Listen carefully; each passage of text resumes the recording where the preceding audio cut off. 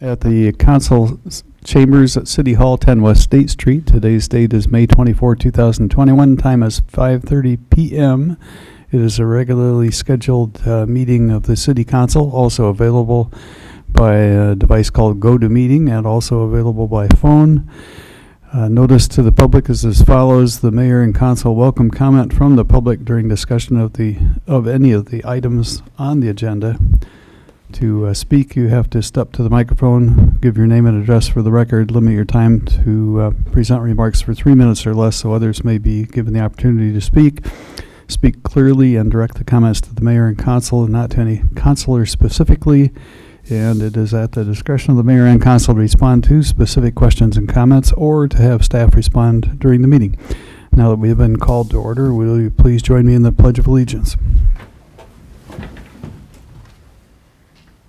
I pledge allegiance to the flag of the United States of America and to the republic for which it stands, one nation, under God, indivisible, with liberty and justice for all.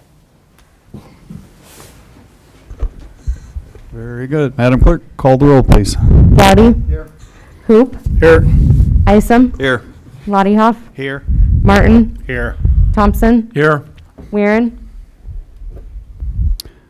Very good. 6 out of 7 tonight. Next comes Mayor, Council, and Administrator comments with years of service. Joe Whitty is celebrating his 5th year of service with the city, but there won't be any presentation here tonight. Would any of the councilors or city administrator like to make any comments before we move on to the consent agenda? Your Honor? Yes, sir. Want to continue my shout outs to businesses recovering from the tornado and the derecho, and this one's way overdue. Big 8 Tire, when someone's in your own backyard, you drive past it or walk past it every day and don't even notice it, but Jerry and Don did a great job of keeping that building and getting it restored, so shout out to them. And then on a sidebar, a new business in town that I forgot to mention last week on the radio when I was talking about the new businesses down on 13th Street. The newest business down there is My Town Nutrition. So for everybody, welcome them to town as we continue to grow. Thank you, Your Honor. Thank you. Anyone else? Kind of excited about seeing the 13th Street Flying Elbow restaurant on the way to get back to open too. I would at this time entertain a motion to approve the consent agenda. So moved, Your Honor. Second. Isom and Martin, let's call the roll. Gowdy. Yes. Hoop. Yes. Isom. Yes. Lottie Yes. Martin. Yes. Thompson. Yes. Very good. That carried. One able, please read those items. Approve the minutes for the May 10th, 2021 meeting and the bill list in the amount of $8,031,043.37. Approve liquor license renewals for Tannen Inc. at 125 East Main Street, Hy-Vee Party Room at 802 South Center Street. Approve the renewal applications for the state of Iowa retail cigarette, tobacco, nicotine, and vapor licenses through June 30th of 22 for Walmart at 2802 South Center Street, Dollar General Store number 21858 at 104 West State Street, Dollar General Store number 2019 at 408 South 9th Street, Dollar General Store number 4206 at 2413 South Center Street, Mishi Food Mart Inc., DBA as Food and Gas Mart at 613 North 3rd Avenue, Walgreens at 5 East Anson Street, Fairway Store Inc. at 102 West Anson Street. Appointment of Sherry Kokenar as the city alternate for the 3 public member seats on the Solid Waste Management Commission. Approve the April 2021 financial statements. Resolution authorizing the City of Marshalltown to request assignment of tax certificates for 918 North 5th Avenue and 920 North 5th Avenue held by Marshall County. Resolution accepting bid and authorizing the purchase of one 2019 Ford Edge from Jensen Ford for the price of $34,899 for the use in the police department as a detective vehicle and declaring certain property surplus property and authorizing the sale and disposal thereof to Jensen Ford of a 2011 Dodge Nitro for $7,500 and a 1992 Chevy cargo van for $900. Resolution approving contract change order number 3 for the East Merle Hibbs extension. Resolution accepting the offer from Iowa River Hospice, Inc. for the city-owned lots in the Viejo Bluffs First Edition. Resolution approving temporary easement acquisition for the derecho damage debris removal project SMW 21001. And resolution approving the amendment for the comprehensive plan of 2030, changing parcel 841801305 to high-density residential. Resolution setting a public hearing for the voluntary annexation of 2430 233rd Street, Marshalltown, Iowa 50158. Resolution awarding the bid for the demolition of 4 properties to Lansing Brothers Construction Company, Inc. at the cost of $85,850. Very good, thank you. That saved us about 45 minutes, I think, by having those on the consent agenda. Before going on to motions, I guess I should have mentioned too that we've made some changes consistent with the governor's pronouncement and CDC guidelines. So as you'll notice in this room, we are socially distanced, and those that have been fully vaccinated, meaning after you've had your second shot, or if you only have one shot, you've had that shot, plus 2 weeks, then you are allowed in this building to be without a mask. Let's go on to item G then, motions. Would you read the first item, and I'll call for a motion to approve it. Motion to approve a new Class C liquor license for Mama DeGrado's Pasta and Pizza at 2500 South Center Street. Solicit a motion. Second. Very good. Gaudy, Isom. Any discussion? Mama DeGrado's has new ownership, so they will be taking over on June 1st and have applied for a new license. Thank you. Any other questions or comments? I don't anticipate this would be subject to public comment, and Bethany's not here tonight, so let's just call the roll. Lottie Yes. Martin, Yes. Thompson, Yes. Gowdy, Yes. Hoop, No. Isom. Yes. On to the second and last motion. Motion to approve a new Class C liquor license for the Veterans Memorial Coliseum at 20 West State Street. Move for approval. Thank you. Second. Any discussion on this one? Quick question. You bet. This is a year-long license as opposed to a as-needed 3-day. Would that be correct? That is correct. This is a license for the full year. So we're getting a permanent license over there. Yeah. Jeff Hubbard's on the phone, too. Jeff Hubbard, Park and Rec Director. Yes, this is a year-long one. To get the liquor license to have actual liquor for events, and we just thought, in talking back and forth, that the best way to handle some of our smaller events, because we're going to have a lot of smaller events that say only have 50 people in it, and want to have a few drinks for a wedding reception, rehearsal, dinner, things like that. And so this year-round license would let us handle those things a little bit easierly. Are we going to store leftover liquor over there somewhere? Yeah, we have a secured room down in the basement that only Jenny and I have keys for, that whatever's left from those events would get put down there. And we would be inventorying everything and keeping track of stuff after events.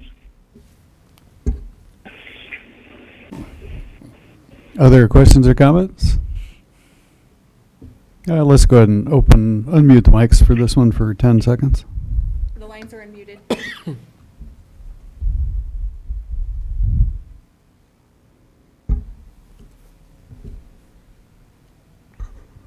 Roll call. Martin, Yes. Thompson, Yes. Gowdy, Yes. Hoop, No. Isom, Yes. Lottie Yes. Very good. That carried as well. On to item H, resolutions. Would you read the first one, please, Madam Clerk? Resolution approving an agreement with Bolton and Mink for the completion of a federal raise grant application for the Highway 14 North 3rd Avenue corridor improvements. Let me solicit a motion and second first. So moved, Your Honor. Thank you. Second. Very good. Discussion. Yes, so RAISE is a new acronym.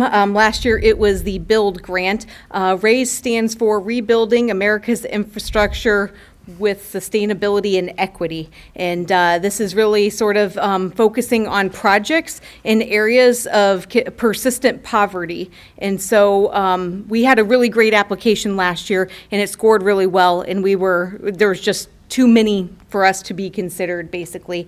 And so everything that has been added into the qualifications for this year is things that will benefit Marshalltown and Highway 14 North 3rd Avenue project. So we would like to utilize Bolton and Mink again to prepare this application, as there is some different traffic analysis and other things that we don't have the ability to do, and it's mostly stuff that they have done and just need to update. And so what you have before you is the resolution with their agreement to approve us applying, or to approve us having them prepare that application, which is due July 12th. So you will have another resolution before you at some point to approve applying for that grant as well.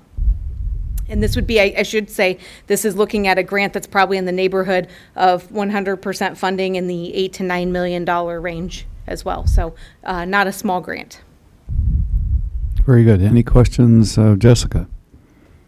Your Honor. Yes, sir. Anticipated award date of the grant once applications are in July?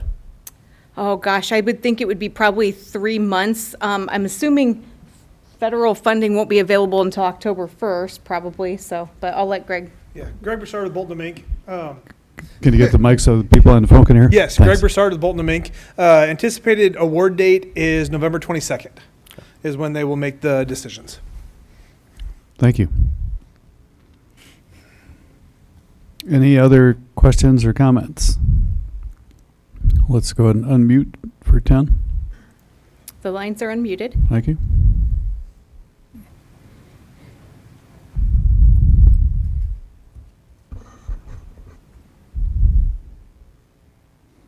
And let's call the roll.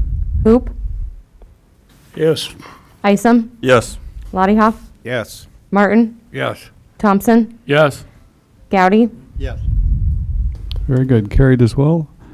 Next resolution, please, when able. Resolution accepting bid and authorizing the award of contract for the 2021 Trail Improvements Project TRL 21001 in the city of Marshalltown, Iowa, and the amount of $495,872. Move for approval. Thank you. Second. Very good. Discussion. Jeff Hubbard, Park and Rec Director. We put this bid out, and we had 4 bidders bid on it. One company bid on it, but their per bid amount for asphalt was about what the cost of it was. So city engineer Jay Cook had some concerns about their bid, called and talked to them, and within about 5-10 minutes they sent a letter to say to take their bid out of play. So we would like to award the second low bidder, which is Construct, at $495,000, which was just a little bit below our engineer's estimate costs. And again, this trail is going to pave from Mega 10 to the covered bridge across Lynn Creek and Main Street to Marion Street, about 1.75 miles of trails. And I just want to add that starting today, they're out crack sealing and overlaying the rest of that section of trail from Grimes Farm all the way up to Riverview. So that will all be done by the end of this week. Thanks, Jeff. Any questions or comments?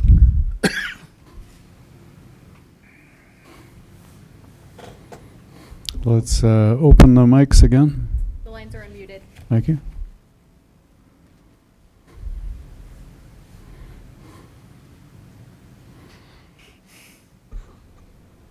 Roll call. Martin, Yes. Thompson, Yes. Gowdy, Yes. Hoop, Yes. Isom, Yes. Lottie Hoff, Yes. Very good. That carried as well. On to the next item. Resolution rejecting all bids for the Anson Park Shelter renovation project PRK 20001 in the city of Marshalltown, Iowa. Is there a motion to approve that one? So moved, Your Honor. Thank you. Is Second. there a second? Very good. Okay. Any discussion on this one?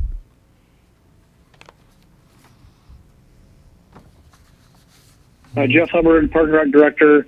Last year we put this out for bid and bids came in higher than we were anticipating. So we scaled back the project a little bit to try and get it within budget. I think due to the pandemic and the cost of things like wood at $6 a board and things like that, our costs still got up higher than what we were estimating. Our estimates are about $300,000 and the low bid is $400,000. So we don't feel comfortable proceeding with the project at this point. And we will be, I guess, coming back with a plan, either for a different thing for Anson Park or possibly a recommendation to use the money towards some other project. Okay, thank you, Jeff. Any questions of Jeff or any comments by the council? Let's go ahead and unmute for 10 again. The lines are unmuted. Thank you.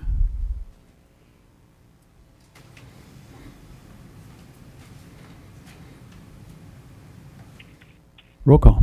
Thompson, Yes. Gowdy, Yes. Hoop, Yes. Isom, Yes. Lolleyhoff, Yes. Martin. Yes. Okay, next item on Able. Public hearing and resolution adopting the budget amendment for the fiscal year ending June 30th, 2021. Okay, I'll declare that public hearing is open now, and the time is 5:46 p.m. Did the clerk receive any written comments? No, Your Honor. Time to unmute all for public comments. Lines are unmuted. Let's go 10 again.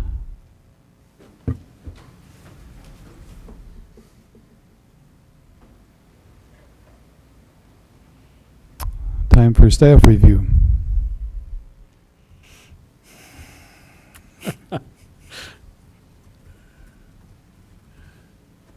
Diana Steiner, Finance Director. So at the last council meeting, I went in pretty much in depth for the changes in the budget amendment.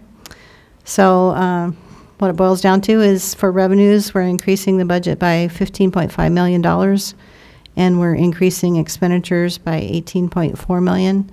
The reason for the big difference is due to the derecho. We've had lots of expenses, but we will not get FEMA money until next fiscal year or after. Does anyone have any questions? This does not affect the property tax levy.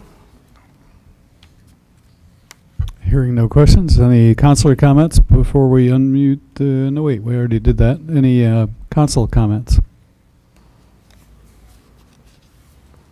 Okay.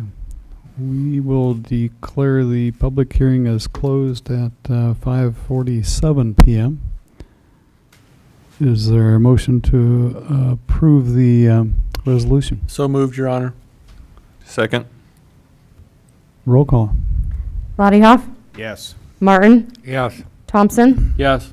Gowdy, Yes. Hoop, Yes. Isom. Yes. Very good. That carried as well. On to the next category of ordinances. Would you read the first one when able? Ordinance 15018, providing for the division of taxes levied on taxable property designated as Section A of the Marshalltown Urban Renewal Area Number 6 pursuant to Section 403.19 of the Code of Iowa, third reading. Is there a motion to approve it? So moved, Your Honor. Thank you. And discussion.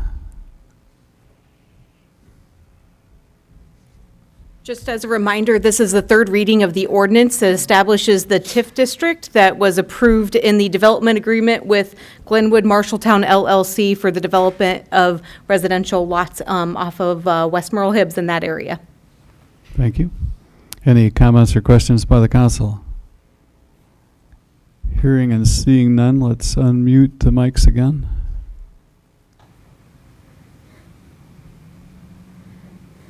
The lines are unmuted. Thank you.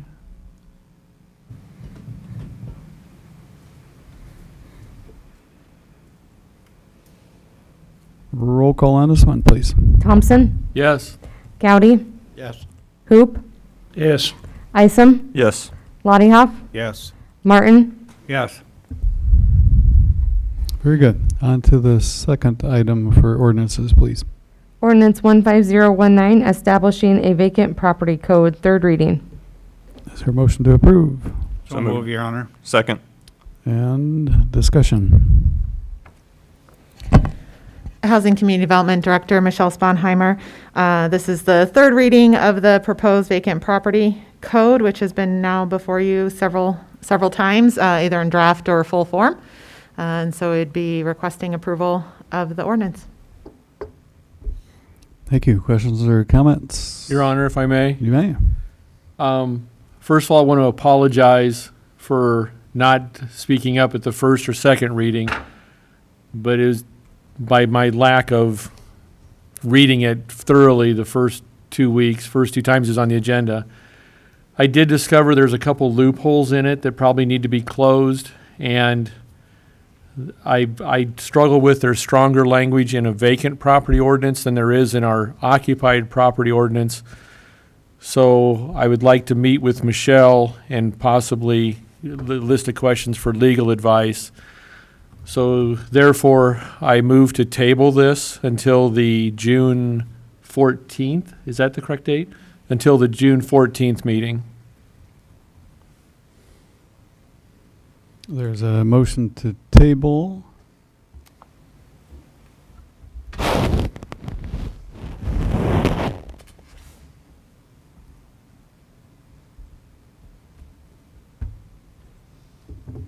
But I believe that does require a second. And so hearing none, is there any other discussion? Let's go ahead and unmute again.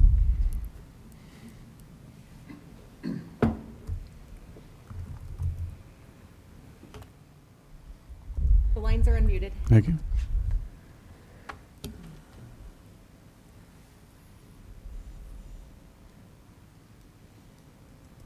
Roll call. Gowdy, Yes. Hoop, Yes. Isom, Yes. Lottie-Hoff, Yes. Martin, Yes. Thompson. No. Very good. That carried. Unable. Let's go on to the next item. Ordinance 15020 to amend the Code of Ordinances, City of Marshalltown, Iowa, sections 52.029 concerning wastewater rates. This is a third reading, and I do need to note that there was a typo found on one of the rate tables. Do you want me to bring it up? Yeah, if you could bring it up. So it is on the second table, the second page, on the wastewater rate table.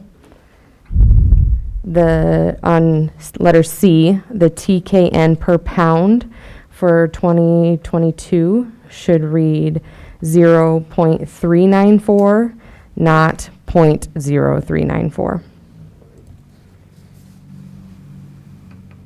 Thank you. Any discussion or questions?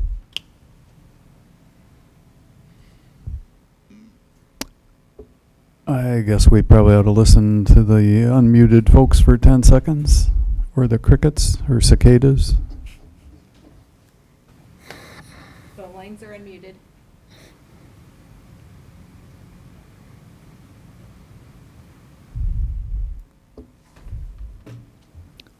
Let's call the roll. Your Honor, I need a motion. Oh, I'm sorry.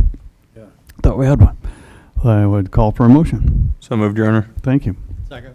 Thank you. Now let's call for the roll. Hoop, Yes. Isom, Yes. Lottie-Hoff, Yes. Martin, Yes. Thompson, Yes. Gowdy. Yes. Very good. That carried us well on to the fourth and last item in this category.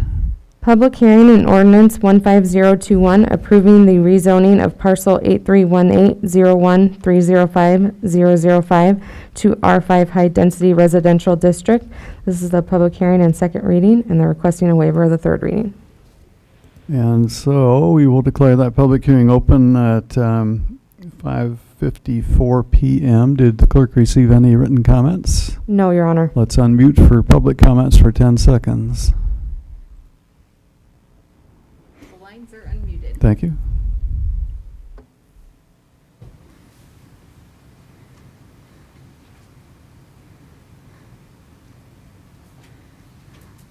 Okay, so much for public comment. Staff review. Yes, Michelle Sponheimer, Housing Community Development Director. Again, this is a rezoning request for the parcel located generally south of East Olive Street off of the South 7th Avenue extension, going from an R2A zoning, which is a low-density residential, to an R5, which is a high-density residential district to allow for multifamily housing development. So this is the second reading. In addition to the public hearing, the developer is requesting a waiving of the third reading on this one. Time for council comments. Hearing those same crickets, I'll declare the public hearing is closed at 5:56 p.m. and call the roll. Let's see. Did I ask for any motion to approve the ordinance after the public hearing? If not, I would entertain that motion. So, go ahead, Gary. Let's go I with would- Thompson on the motion.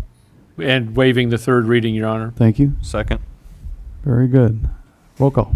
Lottie Yes. Martin, Yes. Thompson, Yes. Gowdy, Yes. Hoop, Yes. Isom. Yes. Very good. Thank you. And now we go on to discussion items, which is category J, the first of which is discussion of agreement for tourism and marketing with the Marshalltown Area Chamber of Commerce. Yes, I'm going to introduce this topic and then turn it over to Andrew with the chamber here. So that you're all aware, if you weren't already, that I am a member of the chamber board. This agreement for tourism and regional marketing was set for a one-year period last year, so it expires June 30th of this year. And so it is basically in need of doing something with it. And so that is why it is here before you tonight. As I put in my memo, we did include in the budget basically the same terms and agreement as I put in my memo with backfill changes. I think that's something that we should discuss again, that I would recommend just basically a one-year agreement at that funding level if you so choose. And so any questions for me before Andrew does his presentation? Well, let's hear from Andrew. Okay.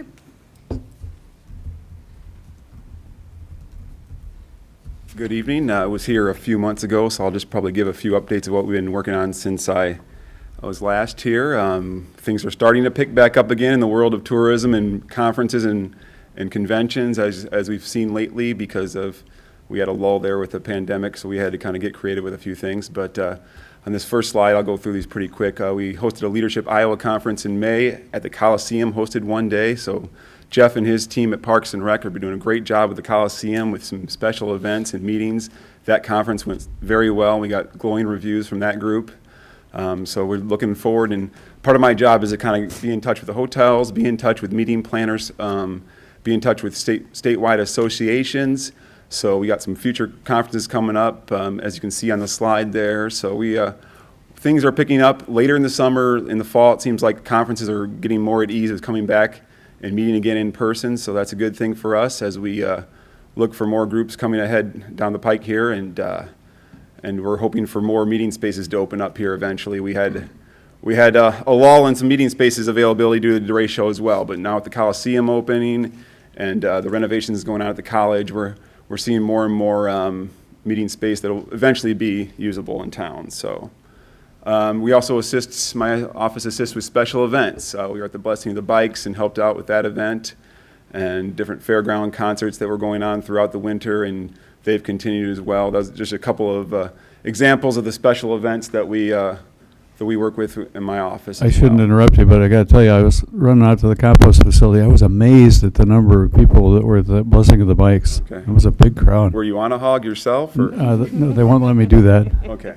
I couldn't handle that. Okay, that would have been cool with a bag over your shoulder or something. But, all right, and then just through photos, social media, and statewide advertising, we promote the different attractions in town. We're not a Pella. We don't have a tulip festival. We don't have some of the things, but we do have some cool things in town that we help promote, and that's why we have to kind of try to work with different groups throughout town to try to attract them. and I do community video projects. We kind of promoted that we were kind of a pickleball capital in Marshalltown here of Iowa with the new Coliseum courts opening and the high school tennis courts that also has 4 pickleball courts or 3 pickleball courts and everything like that. So we're trying to get creative as far as how we're trying to attract people. And speaking of sports, we're a nice central location for sports, so we're seeing a lot more of those pick up as far as tournaments. You'll see a picture there from the Roundhouse. Also, the Coliseum hosted that same volleyball tournament in early May, and that had our hotels full, and that was very nice to see. So we might not have, the typical tourist attractions, but we're trying to focus on what we do have, and we have lots of great sports facilities in town here, with our tennis courts opening, with the Roundhouse, with the college, with Coliseum, and so we're just trying to take advantage of that, and our office kind of works to help these groups come into town. We also have tourism grants, which I'll talk about later for some of these athletic events, and just trying to have Marshalltown be a central location for sports. It's easy to get to, and so people like that, and we don't have to have the parking and traffic headaches of a bigger city, so a lot of people that come into town like that. So, and as I mentioned, the tourism grants, so we take some of that hotel, motel funds and tax funds, and we turn around and try to support people that are bringing people into town.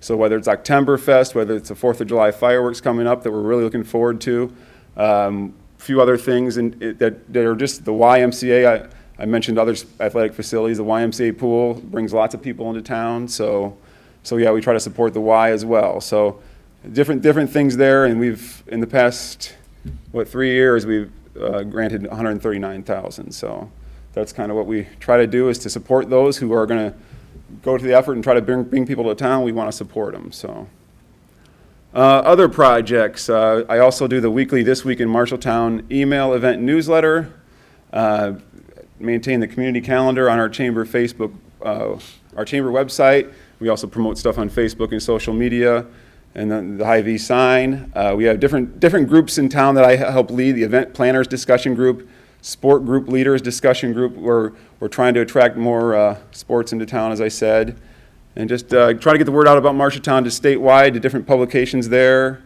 And then we've also partnered with Marshalltown Community Television for a Made in Marshalltown video series that we did this spring. So we're continuing to work with that until that contract is up with the city. But we continue to work with that. Some future plans we have.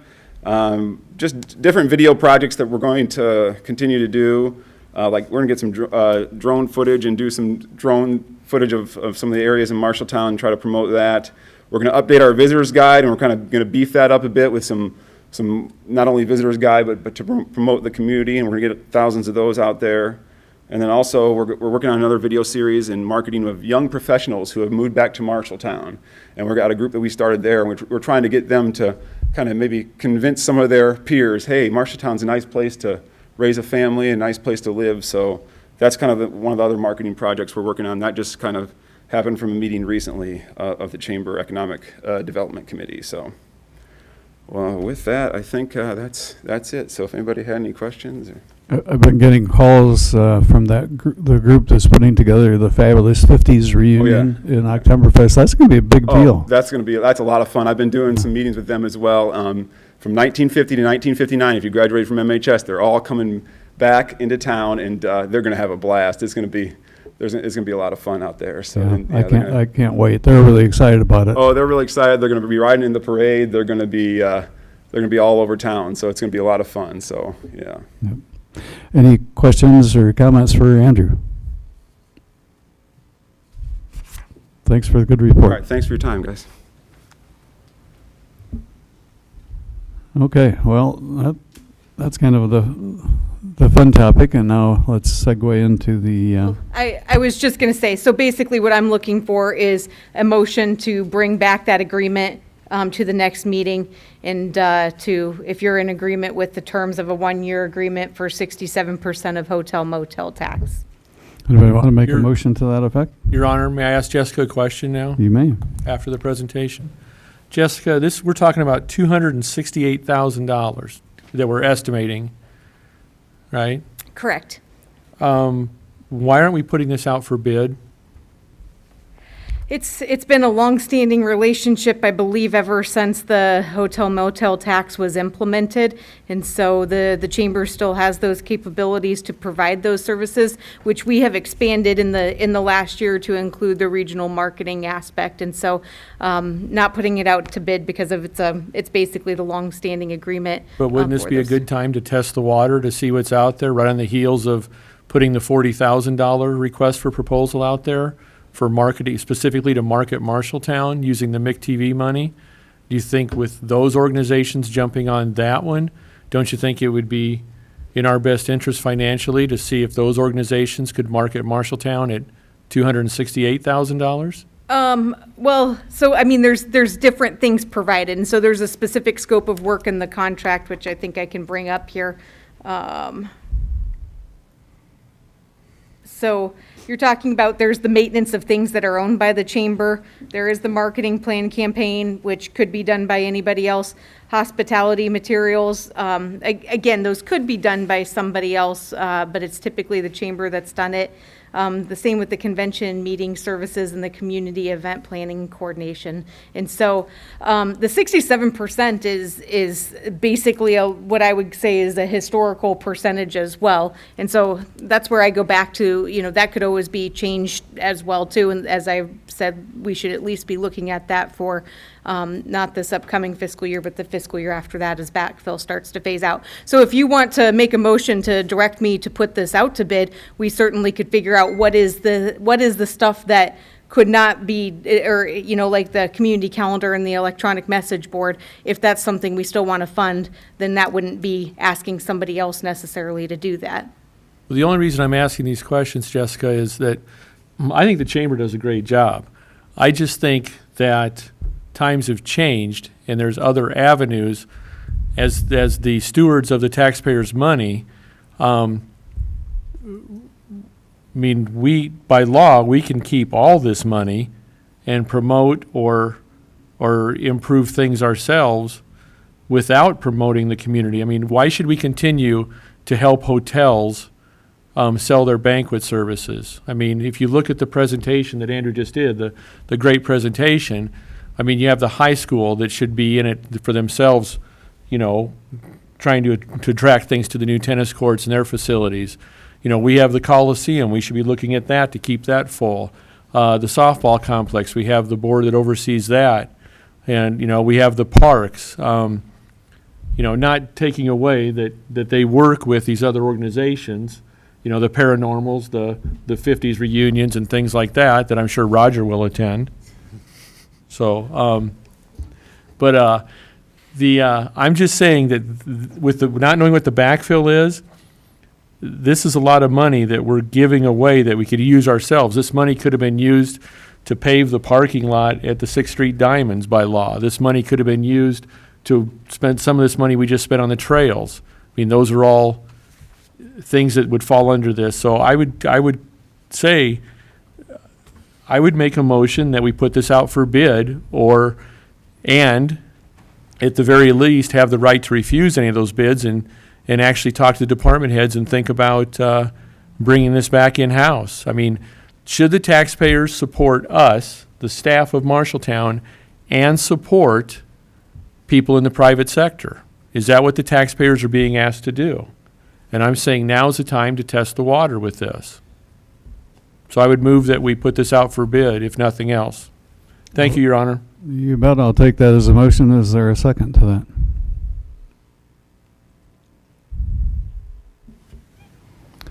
Hearing none, is there a motion to direct staff to continue to renew this sort of arrangement again this year? So move, Your Honor. Thank you. Is there a second to that motion? Second. Let's go ahead and invite further discussion. We actually did have discussion. I don't think we unmuted the mics, though, did we? We haven't allowed Let's for go ahead public and unmute comments. this time. The mics are unmuted. Thank you.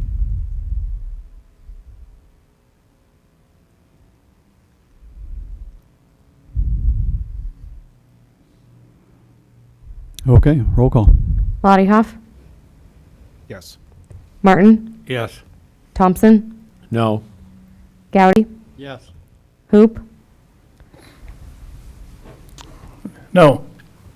Isom? Yes. Okay, that one carried. Let's go on to the next discussion item, which is the sanitary sewer connection to 6th Street, the 6th Street parcel. Yes, so related to Glenwood Marshalltown LLC, which you mentioned earlier in the TIF rebate agreement and the TIF ordinance discussion, they have basically gotten all the bids back for their work, and things have come in much higher than what they had anticipated. And so at this point, they came to us with a request to basically amend the development agreement. Well, I shouldn't say that was their request. Let me back up. They came to us and said, we have this problem with that triangular parcel on 6th Street that is just south of the church, which is that sanitary sewer has to come from Terry Terrace and basically be bored underneath 6th Street in order to access that area. And so, as we talked about it internally, this is not just a Glenwood Marshalltown LLC problem. This will be an issue for anybody who would be looking to do anything on this lot. It would not be allowed to have septic because there is the connection within the area. It would not be something that we could even we'd have to do this to use it as a park because you'd want bathrooms there sort of on a year-round basis as well. And so I said that I would bring this before you to kind of have the discussion of really this is something that we'd be looking at that would be sort of the future of this parcel of is it usable or is it not usable.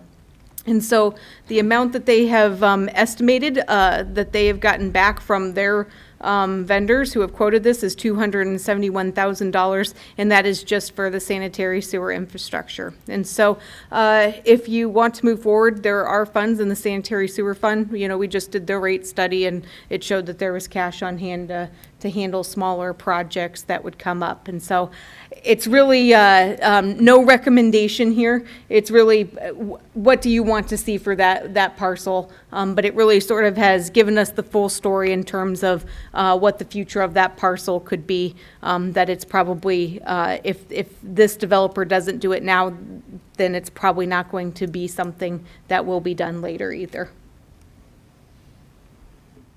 Any questions or comments?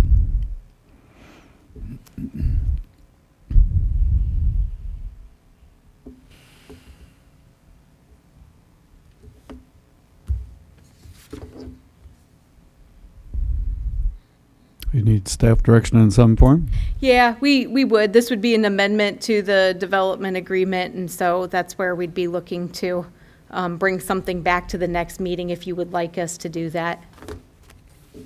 Would it include kind of a pros and cons of what if we do, what if we don't? No, that's before you right now. So you get development or you don't. So that's your pro and your con. What's the con and if we don't get the development? What's the opportunity here if we do it and it is developed? Yeah, so what they have proposed is basically 4 lots that would be here. So you would be basically creating 4 parcels that would then have a taxable value with them eventually. Again, they're not the builder, so it's hard to say what would be here in terms of property to be able to give you an idea of what an estimated, construction value would be or anything. So it's hard to tell you what that looks like, but at least at this point in the way that this has been platted is that it would create 4 lots versus the 1 lot that currently exists. Thank you. If there aren't any other, go ahead. Jessica, this is Trent. I don't want to interrupt. I am Trent Smith, McClure Engineering, the civil engineer on this project, and Jessica did a great job providing the background on it. And I'll just give you kind of a little peek behind the curtain on kind of the engineer and the developer's perception on this triangle piece. So, it was our intent to develop this little triangle parcel as part of the Glenwood Park project. When we were in early design processes, we discovered that 6th Street does not have any sanitary sewer. So like Jessica laid out, we would get an extension of that sanitary sewer to service these 4 parcels. And the intention is that these 4 properties would be 2 duplex units similar to the one south of Myrtle Head. So ideally a little higher end kind of duplex townhome type product in this area, and that is what the sanitary will service. When we found out there wasn't sanitary along 6th Street, we had our bidders kind of itemize the development number for development of this triangle piece, and Jessica laid out that number. That 271 is just the sanitary sewer. I think the total all-in number was 400 something. I don't have it on hand, but since this is like a TIF-related project that was kind of talked about earlier in these phases, we just wanted to be good stewards of those dollars. If this was an extension that would service 20 lots or something like that, our developer would move forward with this extension with no issue. Since it's just 4 lots, we had them itemize it. The issue really is there's going to need to be certain construction methods to get that extension up to the triangle piece.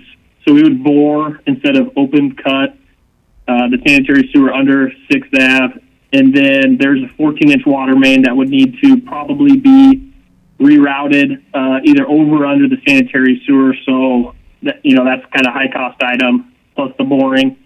And then ultimately, as being good stewards of these TIP dollars, we want to make sure that Marshalltown sees those tax dollars back eventually. So we itemize this. If this wasn't a TIP project, if TIP dollars weren't involved, it would probably be dead already just because it doesn't pencil out financially for a developer. Jessica just put this before you tonight. Ask the question, does it pencil out for the city of Marshalltown? Are those dollars, used in a way that either meets your goals from a tax revenue standpoint or meets your goals just from a development standpoint if people want to see units there and not this empty triangle piece? Ultimately, what's likely to happen is if that sewer doesn't get paid for, our developer is not likely to develop that piece just with the cost associated with that triangle parcel. But he would likely end up trying to, either work with the city to make it a park that was thrown out there. But like Jessica said, if you're going to use restrooms, we're going to have to extend the sanitary sewer for that. So it would essentially be a restroomless park, or maybe work with the church if they wanted to expand their parking. Those are kind of the 2 options that just at first glance kind of made sense, but nothing is set in stone. So that just, I guess, provides maybe a little bit of additional insight for discussion. But I'm here to answer any questions if anyone needs anything else. Thanks, Trent. Ms. Martin.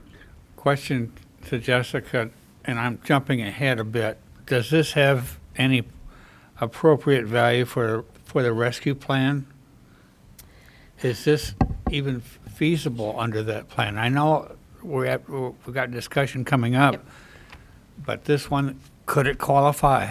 So we looked at that, and what I would say is no, because it is not in a census tract of high poverty in the community, and so that's what really those dollars are trying to target, and so that's where I would say that, and then we'll talk about it on the next item too. But we really looked at what was being targeted in the American Rescue Plan, and this just didn't fit. Okay, understood. Thank you. Your Honor, Yes. Jessica, this $271,000 cost, is that what Trent said about moving the water line, and that's everything? That's all inclusive? I believe that 271 does include the water line, doesn't it, Trent? Yes, it includes everything related to the sanitary sewer extension itself. So there's some high transmission lines there, so anything that would be necessary to protect those or relocate those, slightly to get that sanitary sewer in. That number includes all of the above for getting the sanitary sewer, just the main installed to those properties. And then, Trent, you said it'll be 2 duplexes is what the builder's going to put in? Yes, that is the plan. Yep. Similar to the units south of Merle Hibbs, if you're familiar with those. Yes, the new white ones.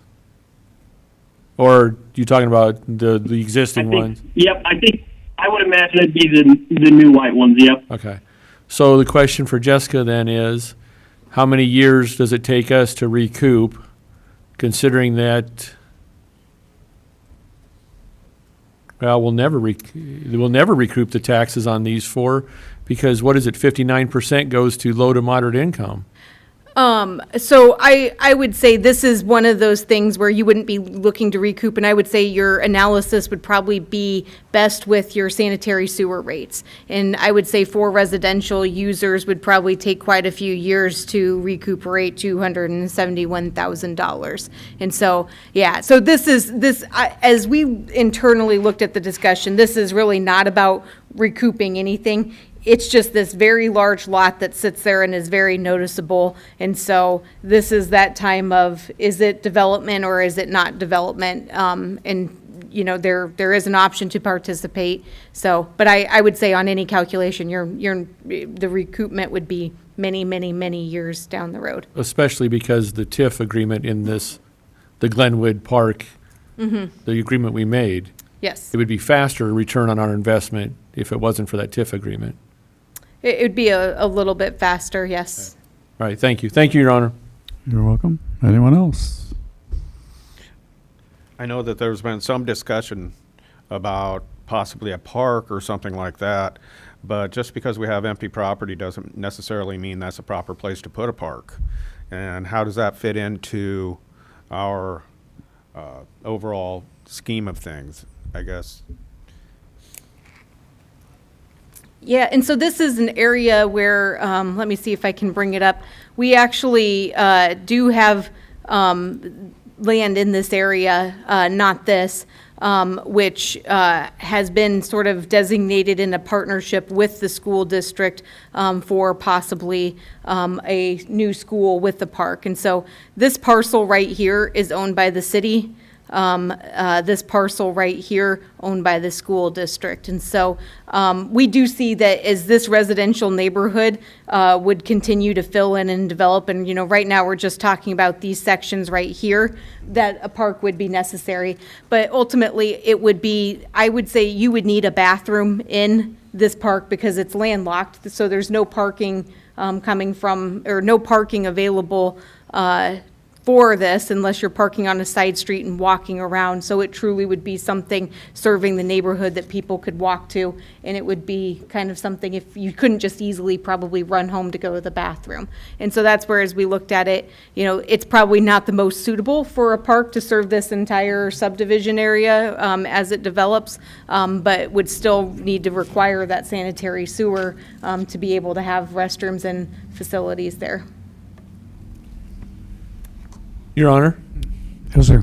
Jessica, have we can you pull that slide back up, please?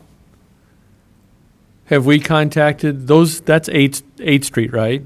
Correct. Have we contacted those homeowners to see if they want bigger backyards? We don't own the land, so it would be the developer's responsibility to do that. And I believe that's one of the things that they've mentioned in terms of just adjacent landowners, that there are multiple that are there. Thank you. Thank you, Your Honor. You're welcome. Your Honor. Yes, sir. I agree with Mike that I don't know that a park off 6th Street right there is necessarily the ideal spot for a park in my mind. Traffic and the amount of cars going up and down there is quite high. I mean, it's a north-south corridor through town. So, secondly, from a housing perspective, gonna have to continue to build houses somehow. So I guess it's just, do we want to take a bite from the sanitary sewer fund and continue to get for what I would say qualified lots from additional housing onto the books, even if we're not going to recoup all of our costs? I think we're going to have, regardless of where we put houses, one way or the other, we're going to make some type of financial investment one way or the other. So is this one of those ones?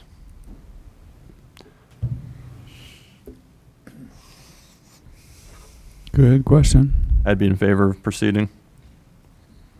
Your Honor, Mr. Martin. I see this as an investment. Not all investments are gold mines.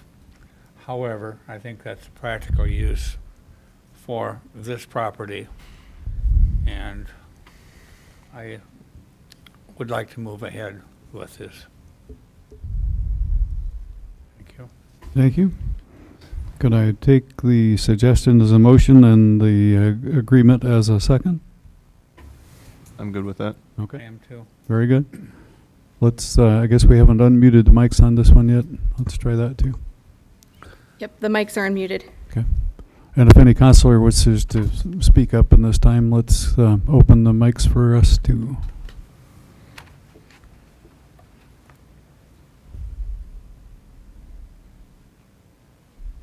Okay, so much for discussion. Let's take the roll call. Thompson,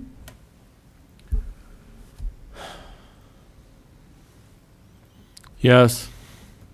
Gowdy, Yes. Hoop, Yes. Isom, Yes. Boddinghoff, Yes. Martin. Yes. Thank you. That carried. So staff has its direction.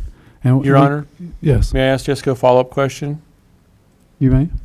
Can we cap that all the change orders don't come into the agreement? He said Trent said 271. Can we put all the onus on him if they run into something out there? Certainly, yeah. Okay. Before going on to the next discussion item, it is, as we know, one of the major goals here is to increase the housing stock, given the shortage that the chamber helped us figure out that we have here. So I personally am glad to see that moving forward. Let's go on to item number 3 for discussion. That's a follow-up on South 7th Avenue infrastructure. Well, that was a perfect segue, Your Honor.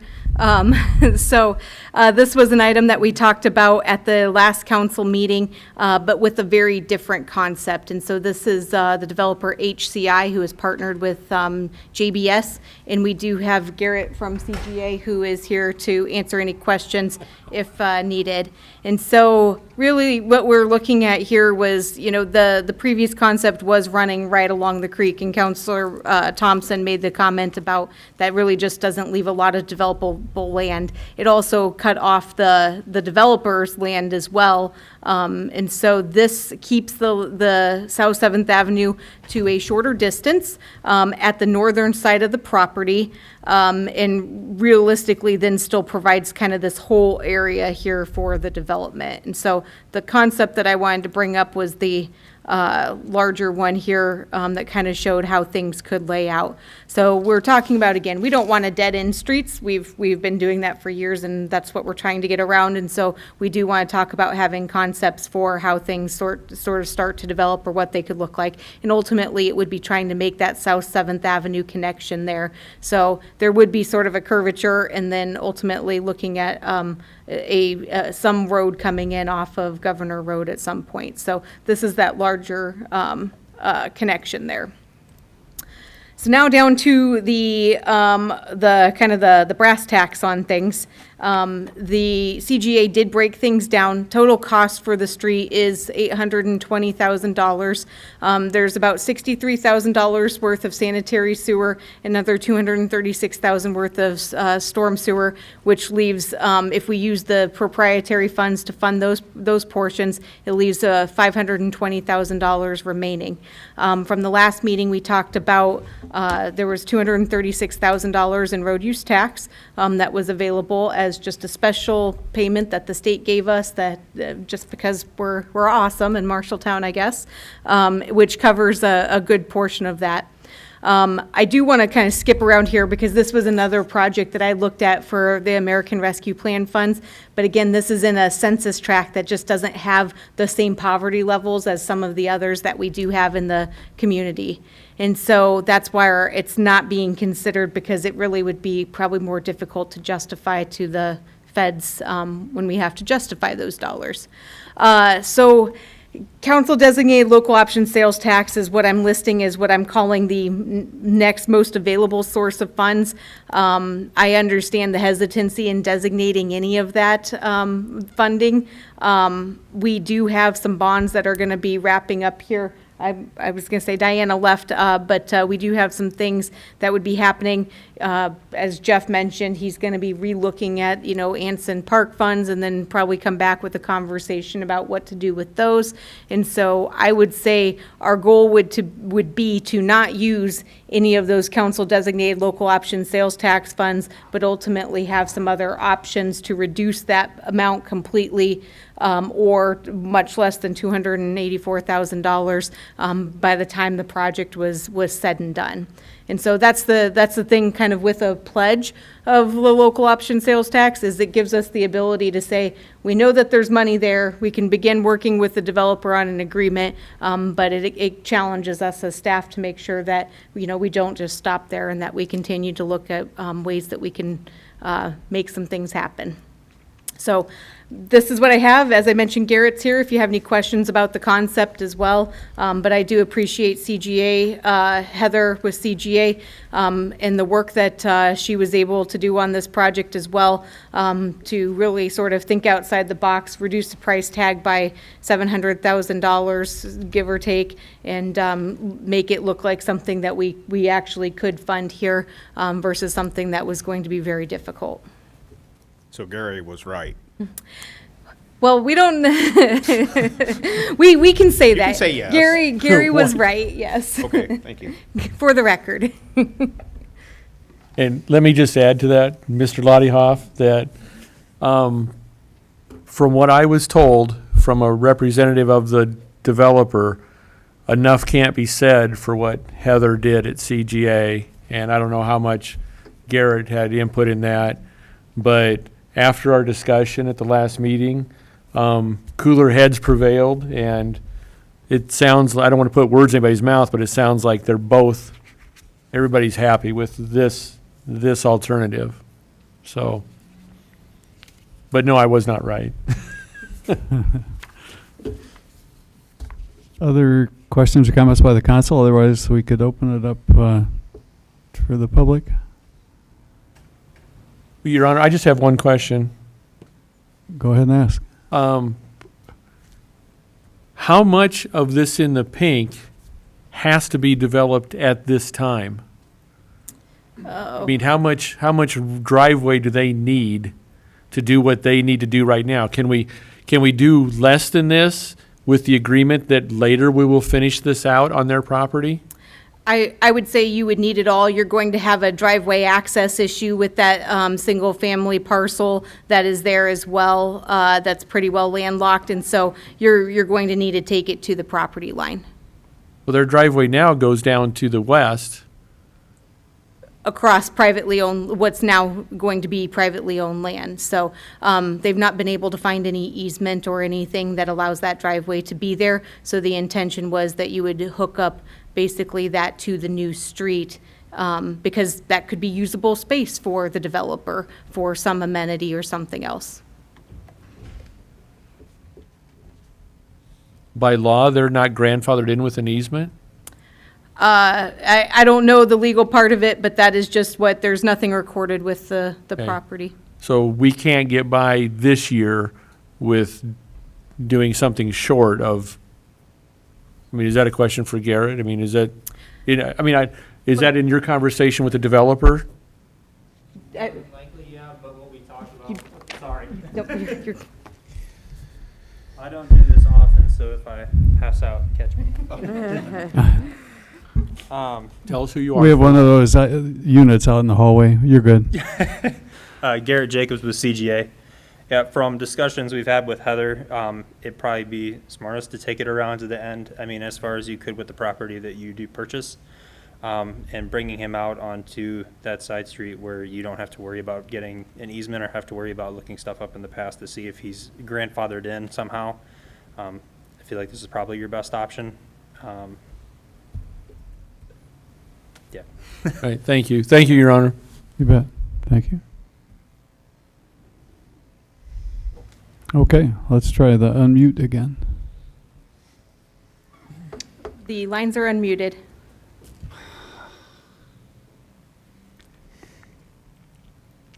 This is Ryan with HCI. Can you hear me? We can. Go ahead. Go ahead, Ryan. So the time frame, the time frame we've promised this project is we want to have the first building open within 6 months and occupied.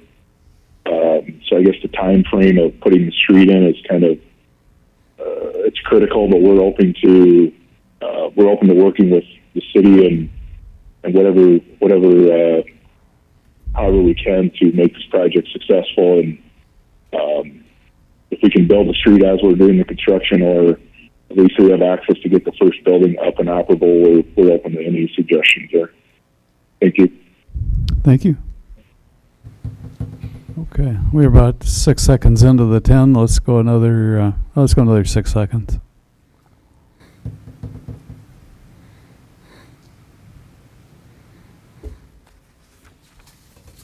All right.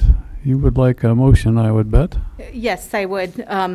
Ultimately, we'd be looking to put together a development agreement, which would be similar to two others you've seen with Kading Properties and Prime Development Group, and bring back to the next meeting. Remind me about how many units we're talking about, too. 103. Currently, yes, we're at 103 units. Wow, thank you. Would anybody like to make a motion to direct staff to work on that agreement to come back to us?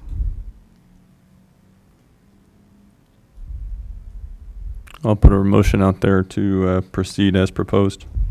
Thank you. Is there a second? Second. There we go. I think we've had enough discussion. Let's go ahead and take a vote. Martin,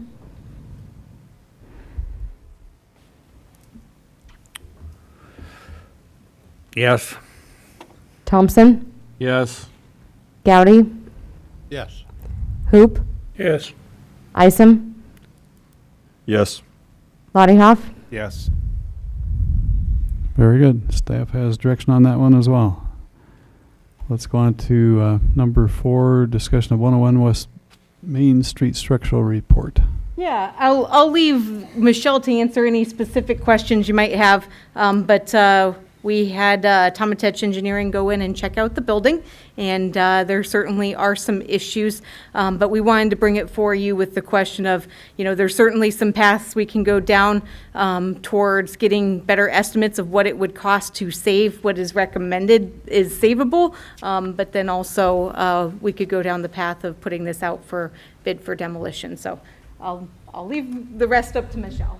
And while Michelle's coming up, this is what the building that's kitty corner to the northwest from Willard's, I think. Yes, Is this that is right? the former Purple Cherry is probably the most commonly referenced at this point. So yes, Michelle Sponheimer, Housing Community Development Director. Yeah, so this is the property on the corner. It'd be the northwest corner of First Street and Main Street. As you have before you the report, we did have a structural engineer go through the building. Essentially, the roof has significant damage and really is a total loss. The second, or the floor in between has been impacted and is failing in certain areas between the first and second floor. Essentially, the back third of the building, so the northern third of the building, is where he felt there was really that part was a concern and not structurally salvageable. So we're looking at the main floor. The southern 2/3 of the building is what, if anything, would be savable on this building. We did also have asbestos inspection just completed last week. We won't have that report for another probably couple weeks to know what we're dealing with as far as asbestos remediation that would be required. Whether you try to salvage part of the building or demolish, we still have to deal with asbestos no matter what that situation includes. So trying to get a grasp on that. Certainly some of it you would not be able to abate when you have the roof that's collapsed. You have to treat a lot of that should it come back with asbestos as a hot site. And you can't really go in and abate that kind of situation. It's not safe for contractors to do that. So there's multiple things that we are looking at with that, but we just wanted to bring the report before you. We know that there was interest in seeing if the property was salvageable or not. There's a lot of concern about water damage that has basically infiltrated through the walls that throughout the building. And so you see some of the rust on the windows that he describes and cracks in the parapet and things of that nature. So. As I understand it, the former owners sold it to somebody out of town. Is there any interest in the present title holder to salvage the building? We are the present title holder. We got the title. We own the, yes. Okay. This is the city's building. It was ordered by court order through the 657A process. Okay.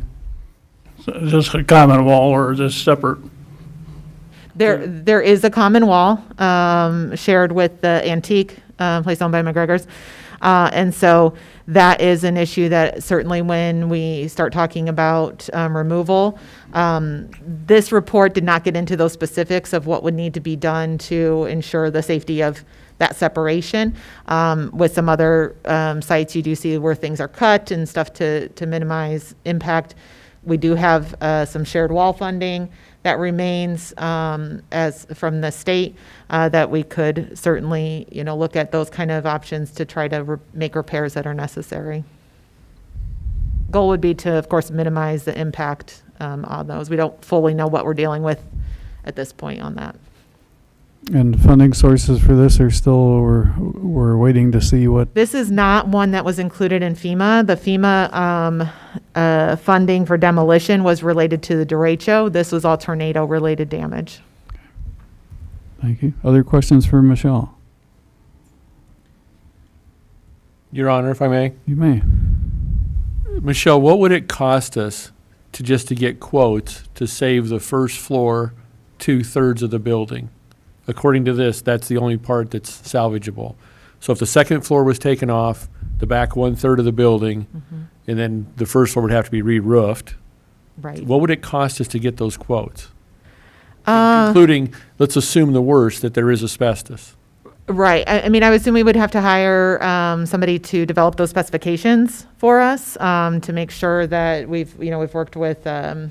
I can't think of the name of the firm that has done some of our other demolition. Well, I would say just more than likely, we could have Tomatech Engineering do a little bit more to give us a better estimate.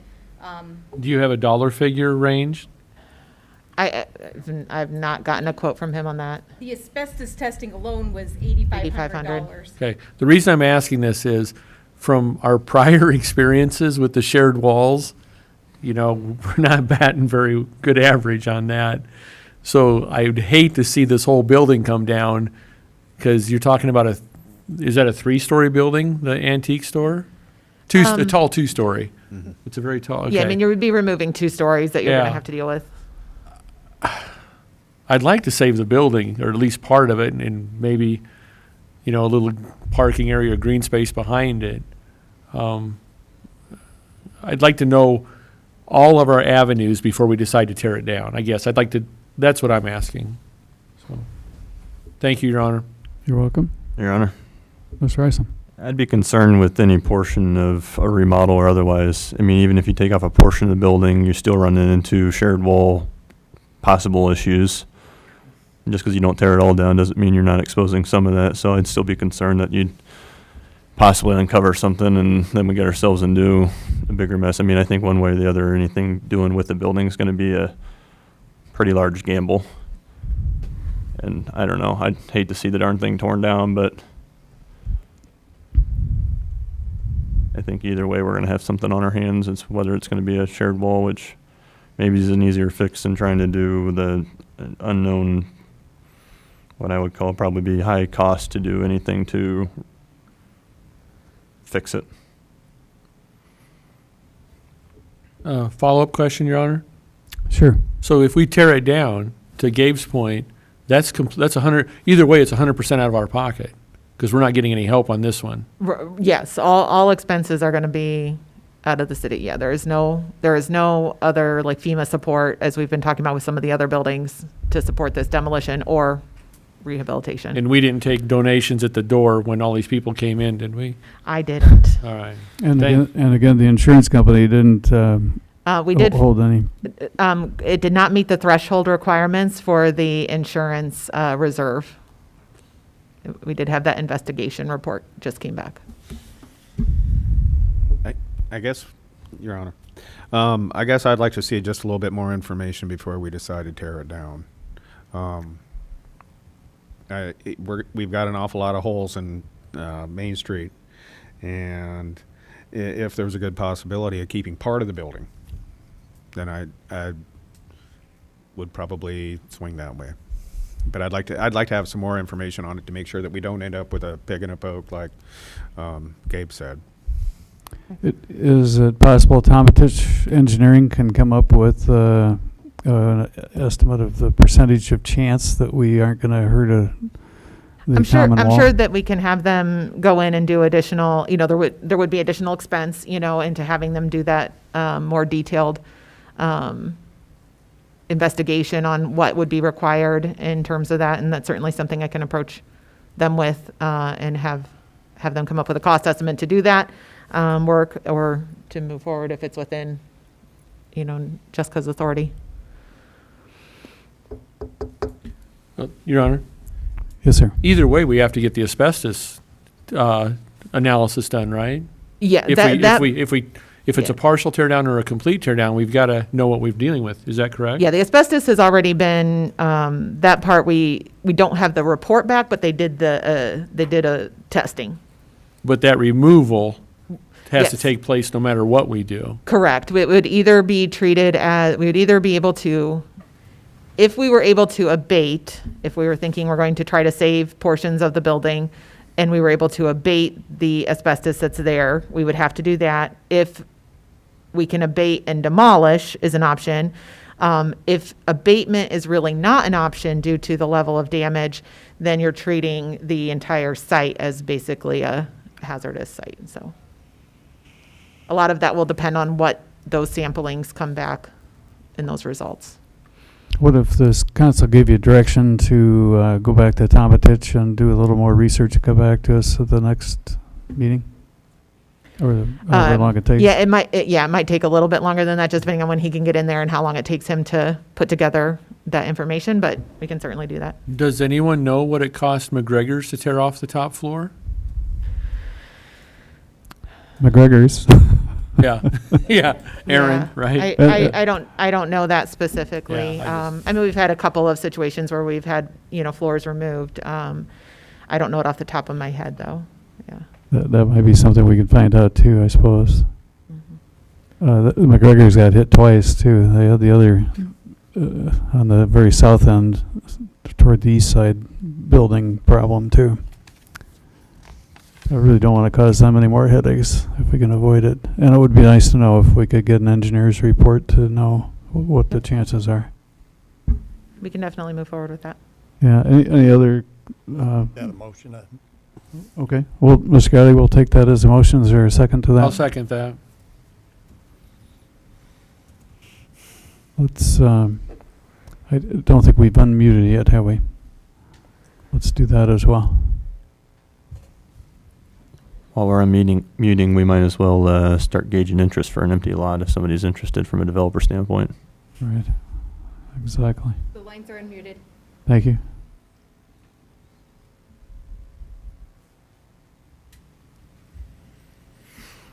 Let's call for the vote. Hoop, Yes. Isom, Yes. Lottie-Hoff, Yes. Martin, Yes. Thompson, Yes. Gowdy. Yes. Okay, thanks.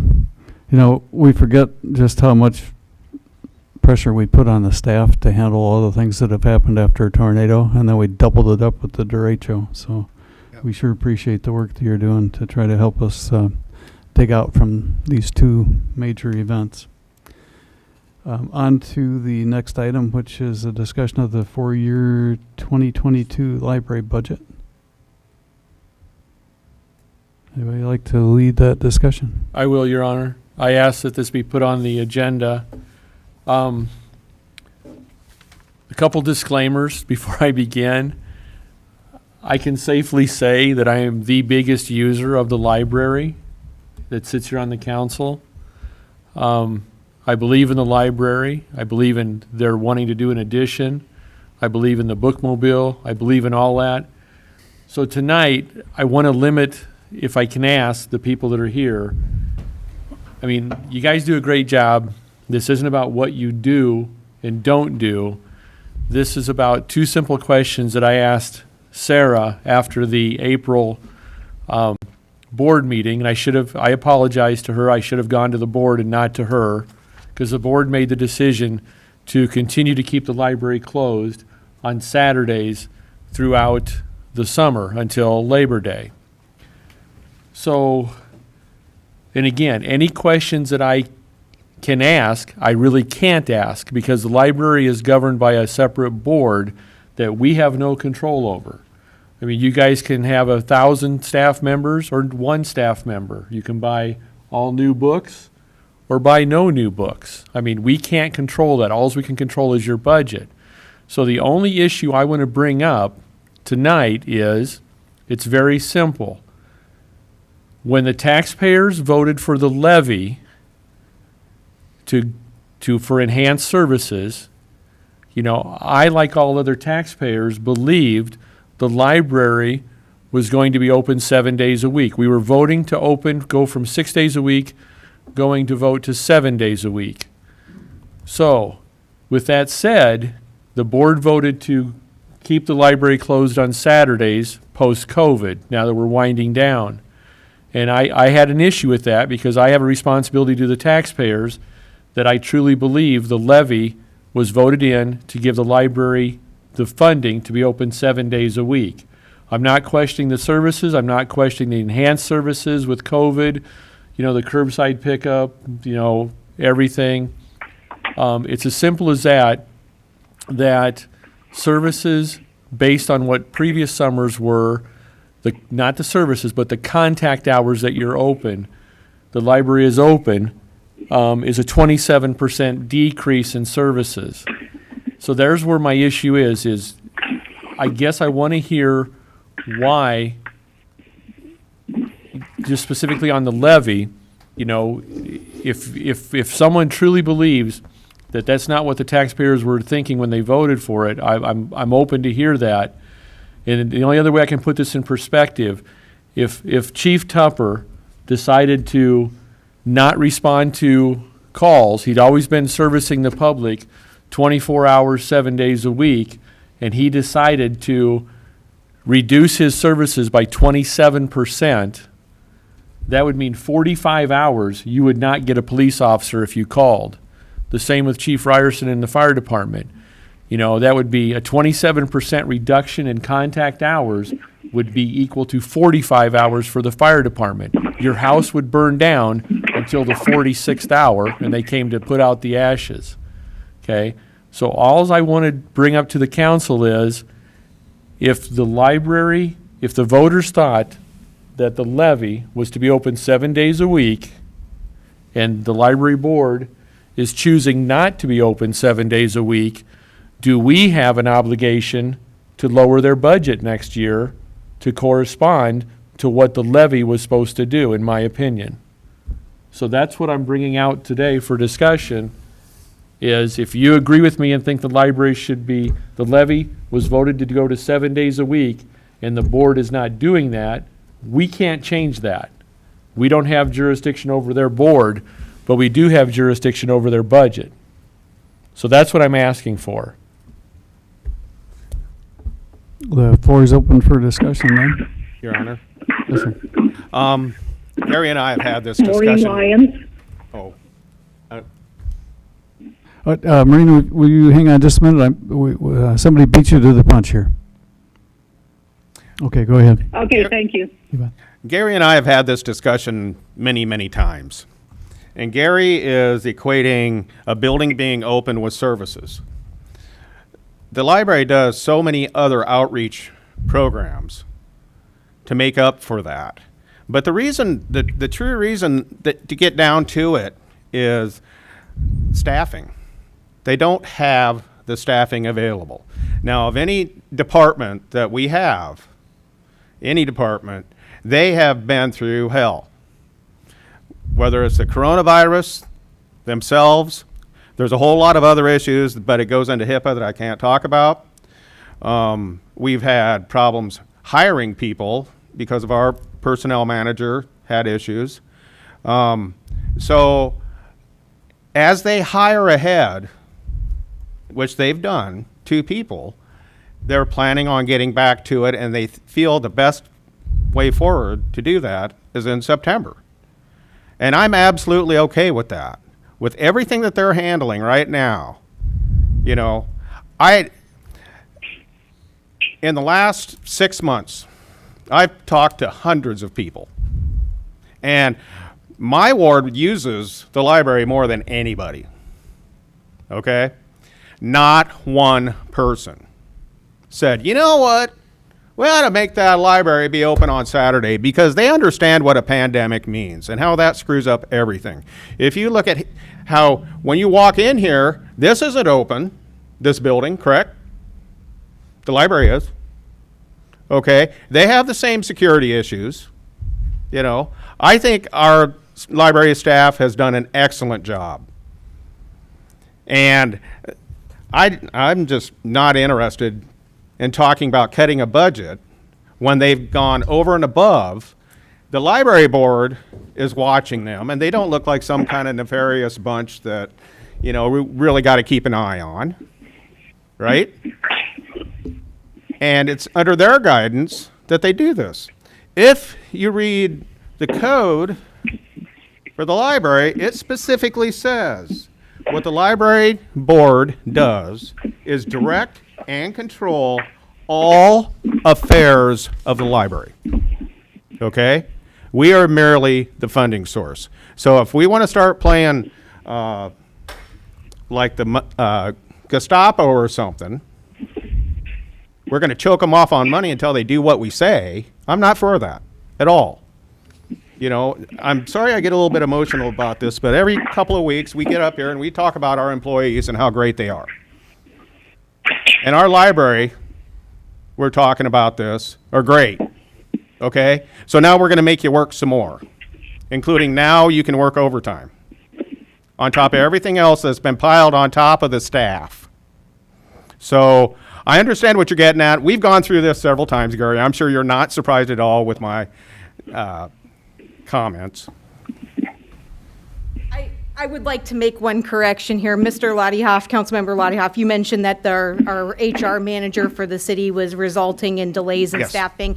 That is not correct. She's not here tonight to respond to that, but I will have her send you all out an email Okay, tomorrow. that's fine. I stand corrected related then. to that, so. Thank you.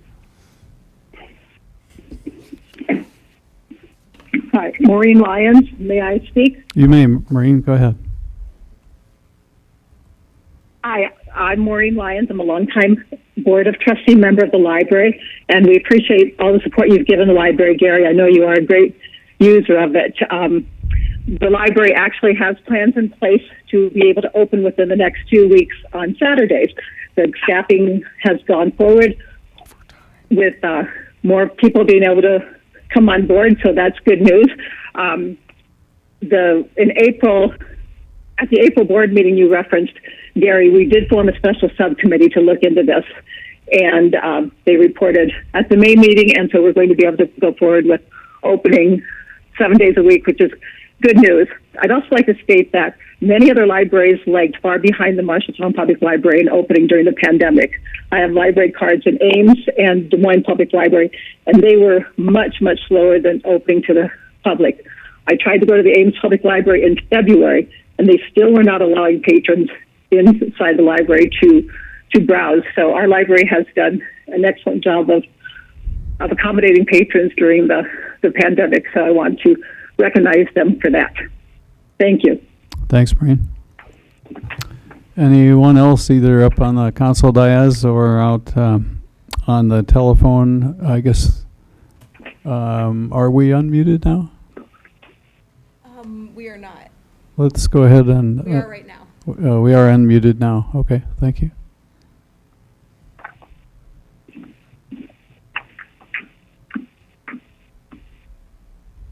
I'm Joa LaVille. I'm the Youth Services Manager. Oh, I'm sorry, Judy. Joa just got up to the microphone just ahead of you about a second or two, so we'll get back to you, Judy. I just wanted to clarify that our current plan is that we will be open on Saturdays starting, I believe it's July 11th, whatever the Saturday is. So we will be back to a 7-day-a-week plan in July. And then after Labor Day, which is typically the time that our library switches to different hours anyway, and the time that the staff schedule is usually redone for the school year, we plan to expand back to the accreditation requirement, actually 3 hours beyond that, to be accredited as a public library of our size. to 58 hours. So we have the plan in place. I guess I would just reiterate the same point that Councilor Lottahoff made, that it's a false premise to say that access to the building and library services are the same thing. And that pretty much puts us in a category as we're building monitors of a warehouse of books. And I've worked for the library for 21 years, and I've had that characterization actually made before, and that is absolutely incorrect. And everybody who loves and uses the library knows that's incorrect. And so, the levy, the support that we got from the community when the levy passed was awesome. And I see that as a support for the library that they love and value. And I believe that the vast majority of our library users understand that we are doing the best we can in a pandemic. We have continued to move forward, and we will continue to do so. And of anybody in the world, our library staff is passionate about doing the best we can for the public. So this has been kind of a painful conversation to be a part of, because that seems to negate that, not only me saying that, but the years of demonstrating that has been the case. So thank you. Thank you, Joe. And Judy, you now have the microphone. Okay, this is Judy Lindholm. I am a board member also. And I would like to say that Sarah and the staff have been very responsive. We've talked a lot about this issue, and it is not that we don't understand that, there are pressures. I think that the responsive nature of the library is to be commended, and that we will move forward, and we want to hear from you. We want to have the public input and appreciate it. Thank you. Thank you, Judy. Anyone else? Hi, can you hear me? This is Sarah Rosenblum, Library Director. We can hear you loud and clear, Sarah. The library, and I apologize that I'm not. I'm sorry, what? We can hear you loud and clear. Go ahead. Okay, thank you. I'm sorry. I apologize for not being there in person, but I was on an already scheduled long-term trip, and I wasn't able to get back. I want to thank Councilman Lottahoff and Maureen and Judy and Joa for being there. I would like to respond to Gary's concern. The levy, which was passed 6 years ago, did certainly, one of the issues was 7 days a week was the service. And actually, we're going to add an hour. We're going to go from 1 to 4 to 1 to 5. So we're adding an hour. We recognize the need. But also, many of the other proposals of the levy were to expand library outreach, which and program offerings, and staff has done an amazing job with the outreach, both virtually and all the things that we're doing, the new services that we put into place, increased investment in the collection. The library hasn't really had an increase in their operating budget besides a staffing increase, the normal raises. And so we've always had to, in the 10 years I've been there, we've had to absorb any cost of living, basically. When I say cost of living for materials and those types of things, we've absorbed that into our budget. Just the cost of books now, it's like $40 for a large, for a non-fiction book. And also keeping up with technology, which is vital for our community. So we do want to be responsive. We do want to hear your questions and concerns. And I do appreciate you giving me the time. And if there's anything else I can do long distance, I certainly will try. Thank you, Sarah. Anyone else on the phone? Anyone else in the room? Jeff Hutton, 1810 South 3rd Street. I'm representing the Friends of the Board of Marshalltown Public Library. And everything that Sarah, and Judy, and Joa has said, and Maureen, we certainly echo. I would say this,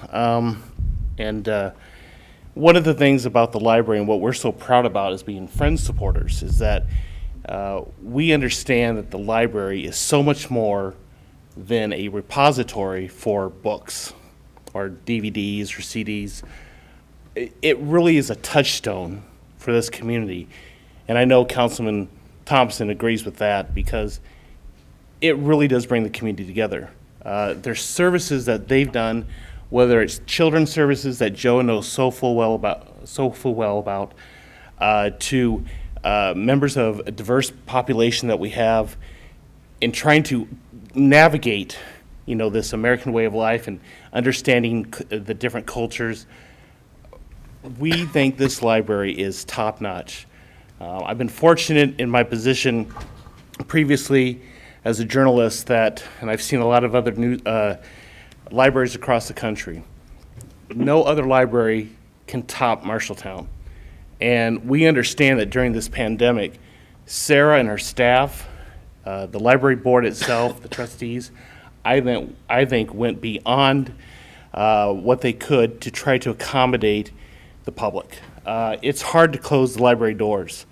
The curbside service, the online efforts. I mean, I think the online efforts, and I can't, obviously Sarah and Joe would know better than I would, I think it's just multiplied tremendously over the last several months because of the pandemic.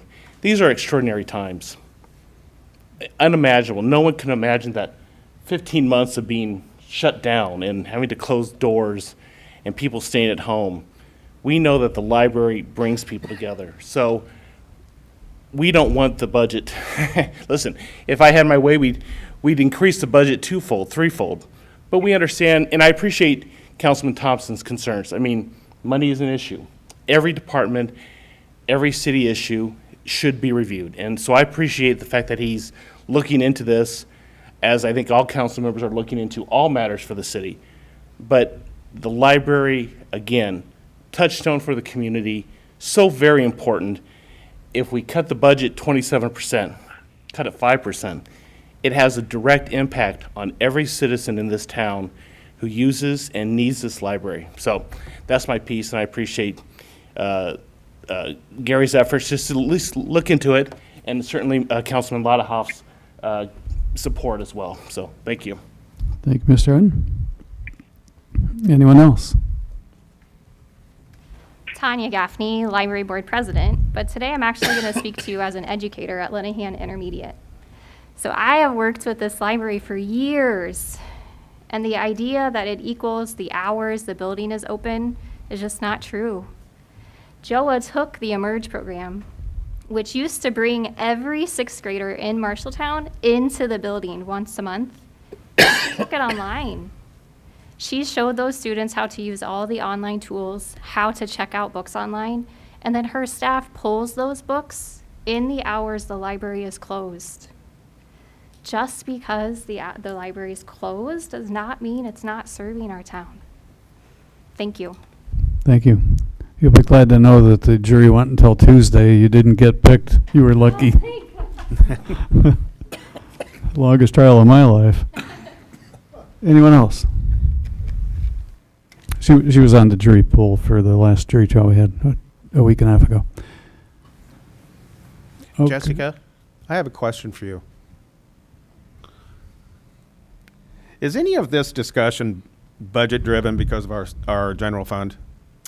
Well, I think, the reality is, as we're discussing the fiscal year 22 budget is set. We do know that there will be some changes coming in fiscal year 23. We'll be having a discussion of our fiscal year 22 budget, probably either at the last meeting in June or the first in July. We did start out with a deficit. Backfill is now coming. There is an error in the way that the police wages were calculated for this next fiscal year, which makes things bigger. And so there's information we need to have before you to start making some decisions. So, but at this point in time, we are not asking any departments to make any reductions.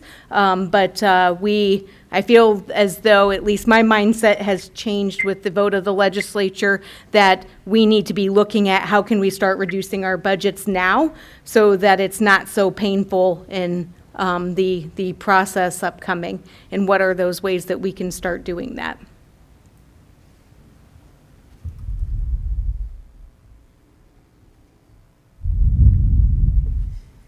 Yeah, the legislature did end last week. Backfill is just 2 4-letter words for most of us cities. Other comments by the public, as long as the mics are unmuted?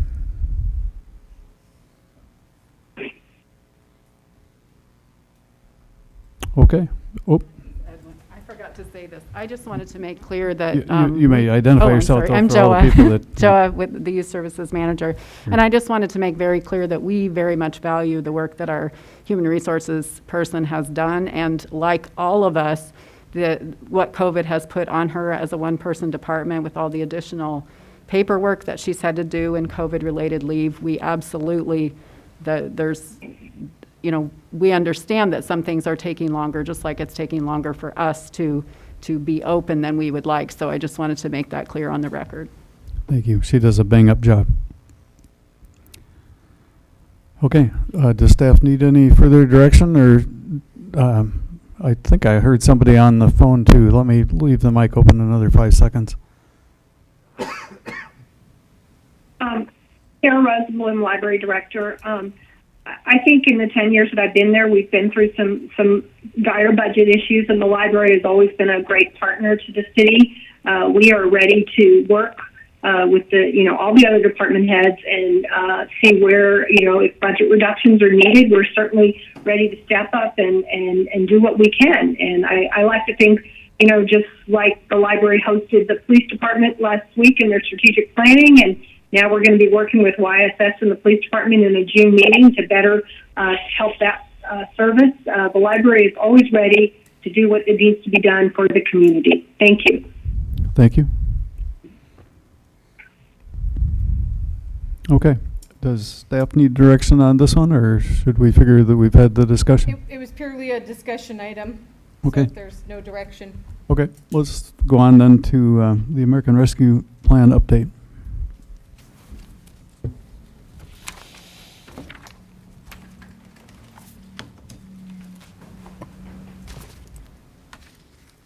Okay. So the American Rescue Plan was originally approved by the president in March, and then it's taken quite some time for some information to get out. But we now have more information. We should actually be receiving our first payment from the state of Iowa here soon. Kind of the actual legislation didn't contain much, and so they came out with 151 pages of interim final rules, which who knows what interim final rules means, but hopefully it means that any hypothetical things we want to do will still be allowed to be done as we move forward here. So at this time, so for the purposes of this, if anybody looked at the interim final rules, we are a non-entitlement government because we're non-entitlement city because we're below 50,000 in population, which means that our funding will go to the state along with pretty much just about every other city in Iowa. And then the state will disperse it out in two payments, the first payment being in May of 2021 and the second payment being in May of 2022. They have not released, the U.S. Treasury has not released the final numbers for the non-entitlement cities, but the National League of Cities had estimated that we'd be at 3.7 million kind of moving forward. And so that number is subject to change, give or take a little bit, but that's generally what we're talking about. And so those 151 pages give you like 4 breakdowns of categories in which funding or spending can occur. And then basically within those 4 categories, they describe a whole bunch of eligible uses and things. And so I want you to keep in mind that this has been written for states, counties, tribal governments, and cities all at once. So it's not as though there's a lower level of, well, cities focus more on this, so this fits them. So please keep that in mind. So we're going to kind of work through these 4 sections here, and I'll throw out some different things of where we see some of this funding fitting. Yes? 3.7 total or 3.7?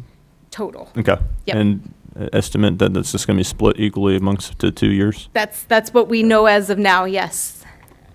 So the first one to start with, just another, and I mentioned this earlier to Council Member Martin. I'm going to zoom in here a little bit.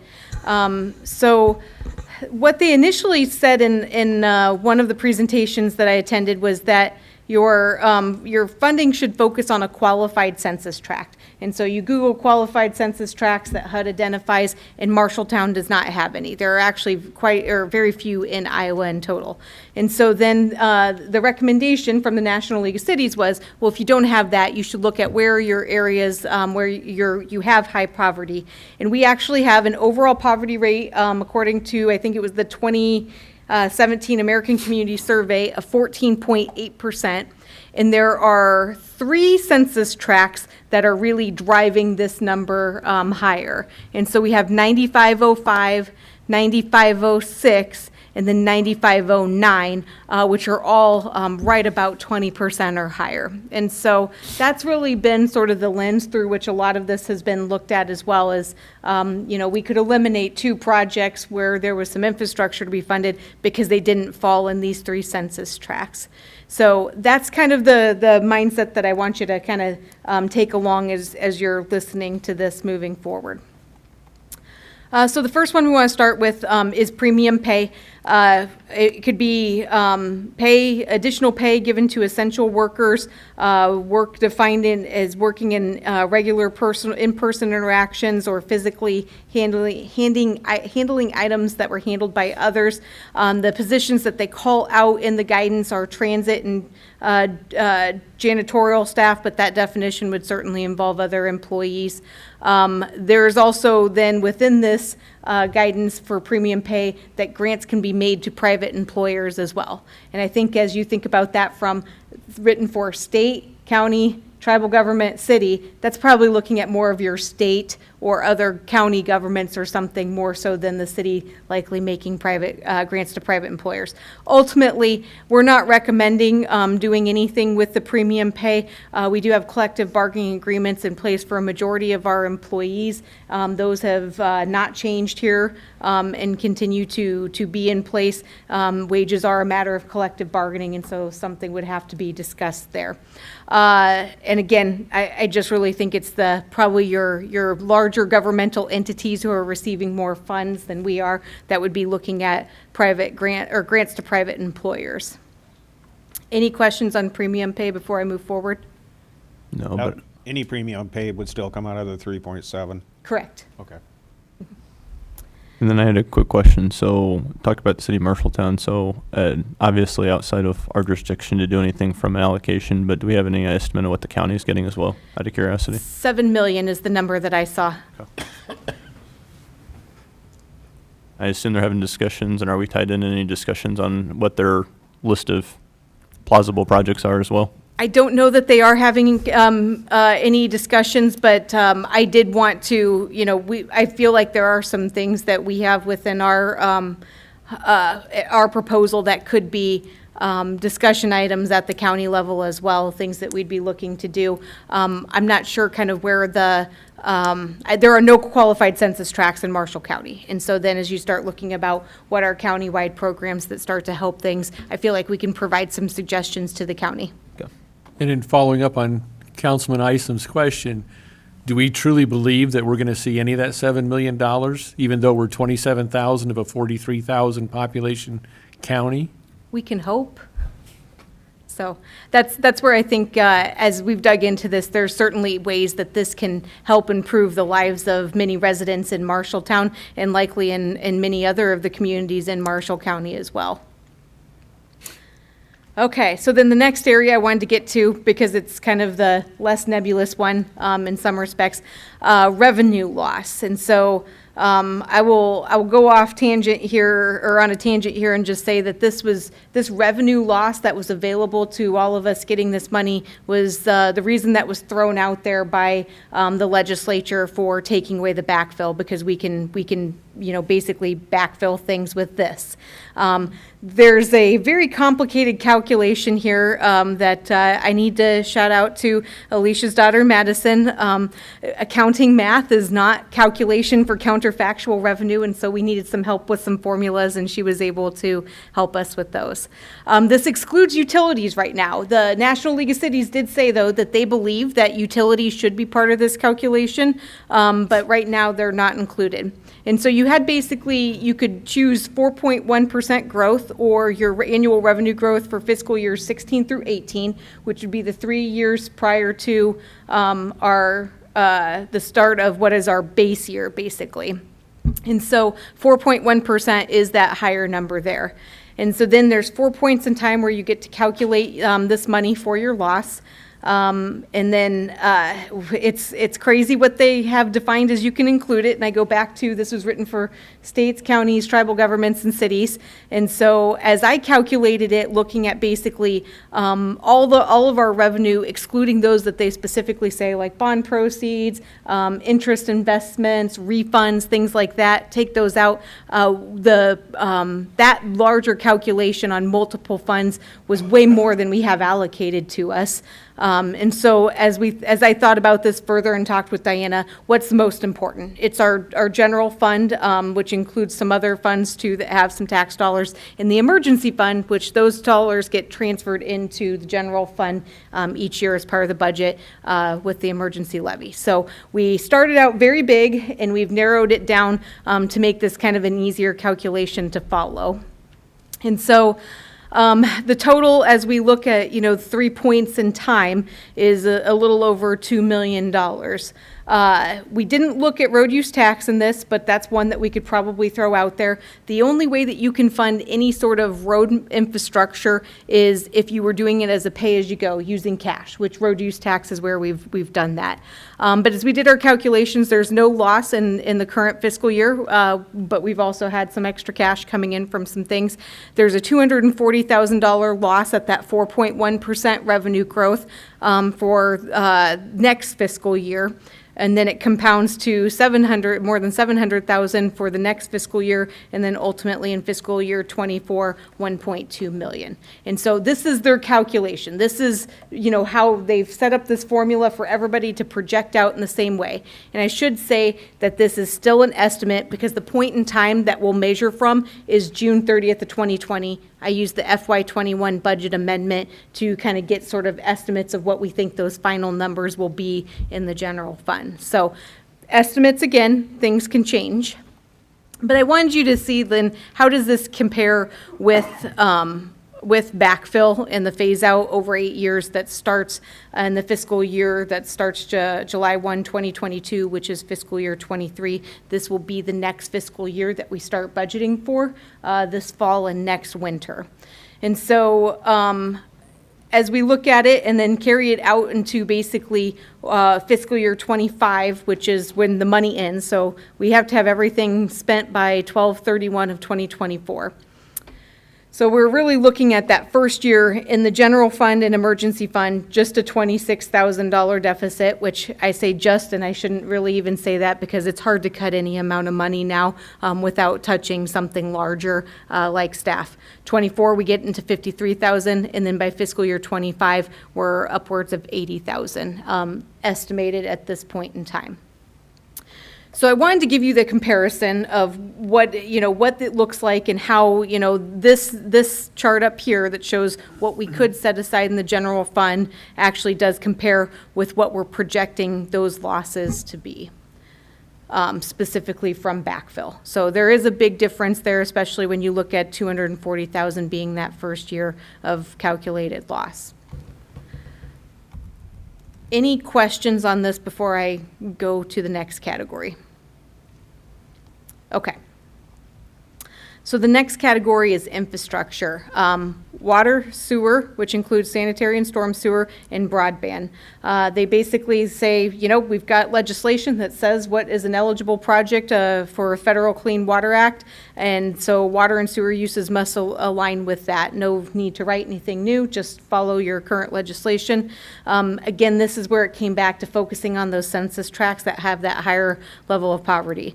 And so as Justin and I went kind of through things, we had 2 projects that we have defined, but Waterworks had said there are definitely, if we wanted to give them some money, they'd gladly take it for some projects that they have kind of in the works. I never did get an answer of, is it a project that would be fully completed and we'd be fully expended by December 31st of 2024?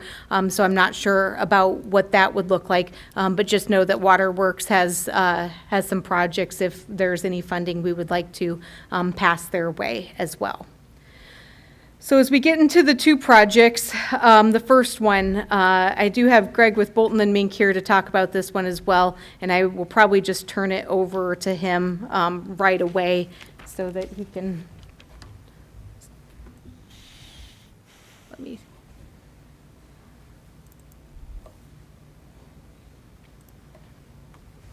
Thanks, Jessica. Greg Broussard with Bolton and Mink. Kind of as part of the American Recovery Plan, wanted to give an update on the Edgewood project. If you remember the Edgewood project, the goal of it is to extend Edgewood east and then connect it to South 8th Ave to provide a additional truck route for all of the industries in the area. One of the other big parts of Edgewood is we're going to be doing regional stormwater. What you're looking at here, and what I want to kind of do is give a background onto where the budget is today and where we're at. This was the Marshalltown hired an engineering firm in 2005 to do a citywide regional stormwater study.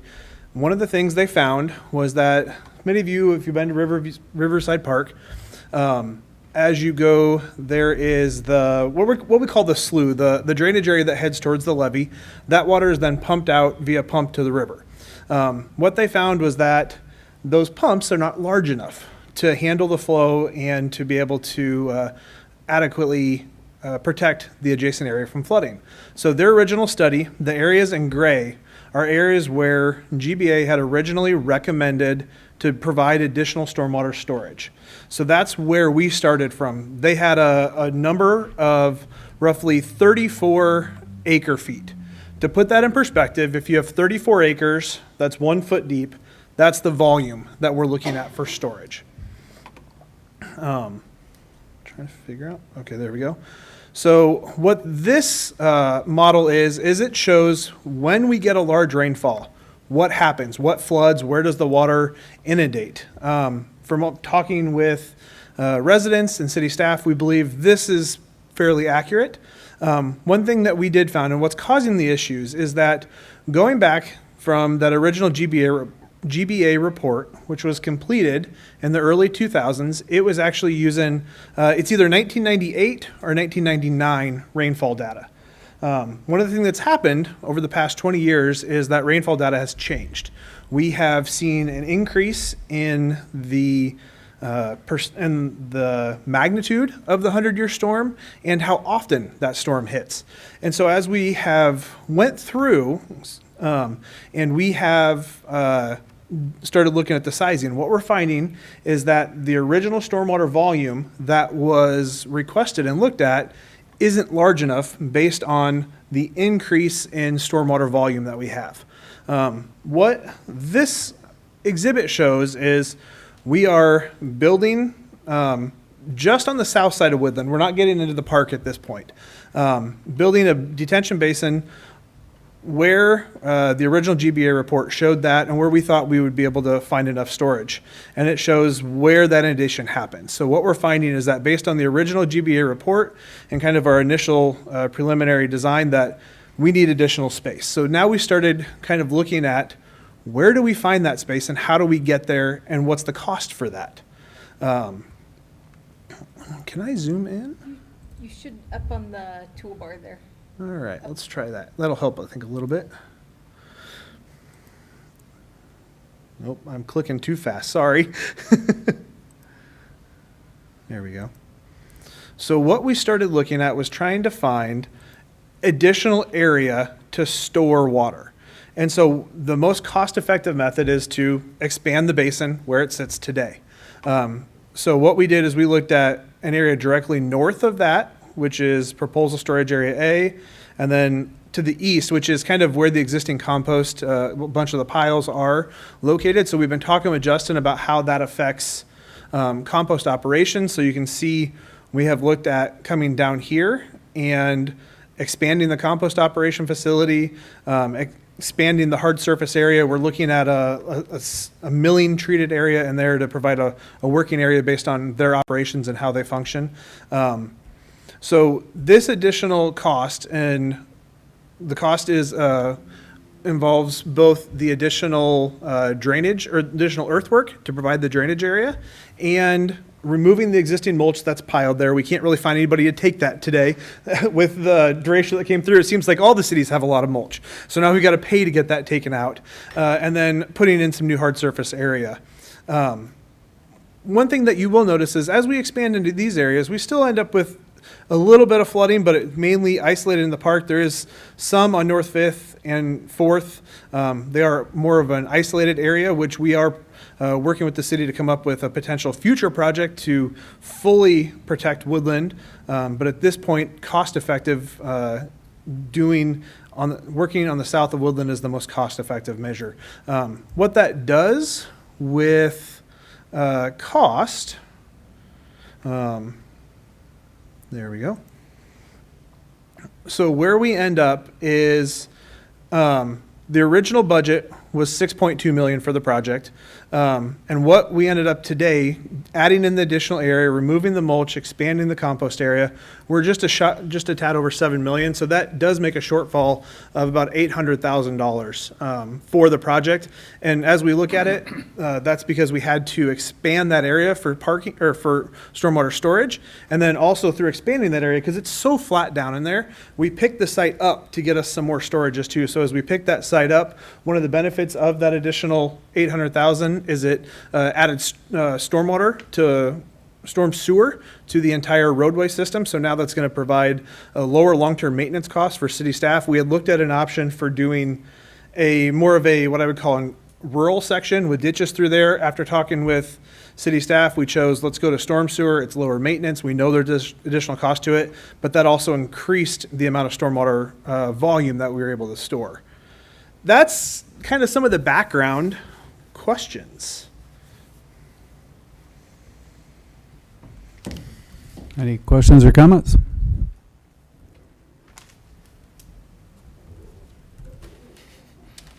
I don't know how to get back to your presentation.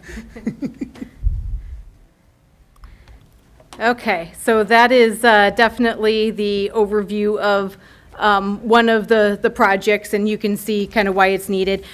Before coming here to you, we obviously had a conversation with the Economic Development Administration, who had provided quite a bit of our funding. That was a specific 2018 disaster fund that's been fully allocated, and so there's nothing there. They did say, well, you could give up those funds and then try and reapply with the project all over again into our general process, but it probably wouldn't rank that highly compared to some other projects that we have. And so we would like to just keep what we have with the EDA at this point.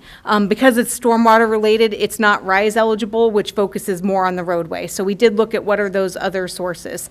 How this fits into the American Rescue Plan funding, other than being in that area of high poverty, is that this addresses a climate change impact. So as Greg said, you know, we've seen rainwater rates increase in a 20-year period, and that's having a detrimental impact on this this part of town. And so it's trying to address that, as well as then ultimately keep the area open for us to continue to maintain access to the wastewater treatment plant in a flood emergency. So that project is out there. It's one, as we go through kind of everything together, I will say this one needs an answer sooner rather than later. The federal or EDA would like us to let them know what we're planning to do. And so we would like to be able to tell them what we're planning to do. The second project is kind of, Your Honor, if I may. Go ahead. So if it wasn't for the American Rescue Plan, when were you going to come to us and say, we need $813,000 to fix a flooding problem on a street that isn't built yet? So it was kind of a timing thing. I'm trying to remember when we met with Greg and Casey, and I think it was in probably late February, early March, maybe even in March. I'd have to look at my calendar. And so we knew that this funding was out there. We were just waiting for those rules to be written to make sure that we were giving you all of the options that were out there and were available. So what would we do if that funding wasn't out there, or we choose not to use the funding? We would probably talk about some bonding for the stormwater fund. I don't know that we would have enough cash to cash fund this, but we also do have a stormwater rate study coming up soon where you could build that into a model to try and cash fund it. And this got missed originally because we used the wrong rainfall table. So back in the 2004, 2005 was when the city hired a different engineering firm to do some preliminary design on this, and they were using rainfall data then. And so initially, all of this Edgewood project started as just a roadway project. That's what we were able to get the RISE grant on, and it was then through starting the engineering work there that the recognition of there's just no flow there. There's just nothing to get your water from point A to point B, and that was going to have to be part of the project. And so then we were able to get EDA funds in there. There was a hydrology review that Bolton and Mink was doing, and that's where they were comparing basically what we had as free information to give them in order to go after those grants, which was that 2004-2005 study from a different firm. And they determined, no, that things weren't correct and things had changed. I shouldn't say they weren't correct. Things had changed. All right. Thank you. Thank you, Your Honor. You're welcome. Go ahead. The next project to talk about is kind of also, it's a preview of the downtown implementation plan. This has been a process that's been going on since the beginning of the year, and I do expect that we will have a final report to you at a June council meeting to discuss further. But I wanted to put this out there before you now and kind of give away the surprise of what's recommended as the first phase. And so the first phase in that downtown improvement plan is recommended as State Street from 3rd Street to 3rd Avenue. So 6 blocks of work with each block costing more than $1 million. There are some unique features on State Street related to our water mains. There's actually a water main on the south side and a water main on the north side. I can't remember which one was installed in 1900 and which one was installed in 1924, but they're both at an age where you would want to address them before you would do any sort of new surfacing. And so the American Rescue Plan, again, they cover water, sanitary sewer, storm sewer, and then the paving above them. And so there is quite a bit of paving because you're bringing in paving from both sides, you're tearing up paving from both sides of the street, which basically instantly makes it a full reconstruction. And so as Bolton and Mink look through what would be the total eligible cost from this project alone, it'd be $4.5 million, which exceeds the allocation that we even have available. But we do think that this is a viable project for some funding to be allocated to. And so you will learn a lot more about this project, and what it all details in the coming month and months. But realistically, phase 1 is State Street, and so you can only imagine what it looks like to tear up 3 or 6 blocks of street in your downtown area to replace everything and make sure it's good for the next 120 years, I guess. So. Any questions I can answer on that right now? Okay. Now we start to get into the other stuff where, again, you've got all of these eligible uses that have been provided, but most of them do not fit cities. We do not do public health in the state of Iowa, and so there's just a lot of stuff that just doesn't fit us. But there are a few specific things that were identified under eligible uses of public health impacts, which we got pretty excited about. And so the first one, there is this eligible use for behavioral health care, including mental health treatment, substance misuse treatment, other behavioral health services, hotlines or warm lines, crisis intervention, overdose prevention, etc.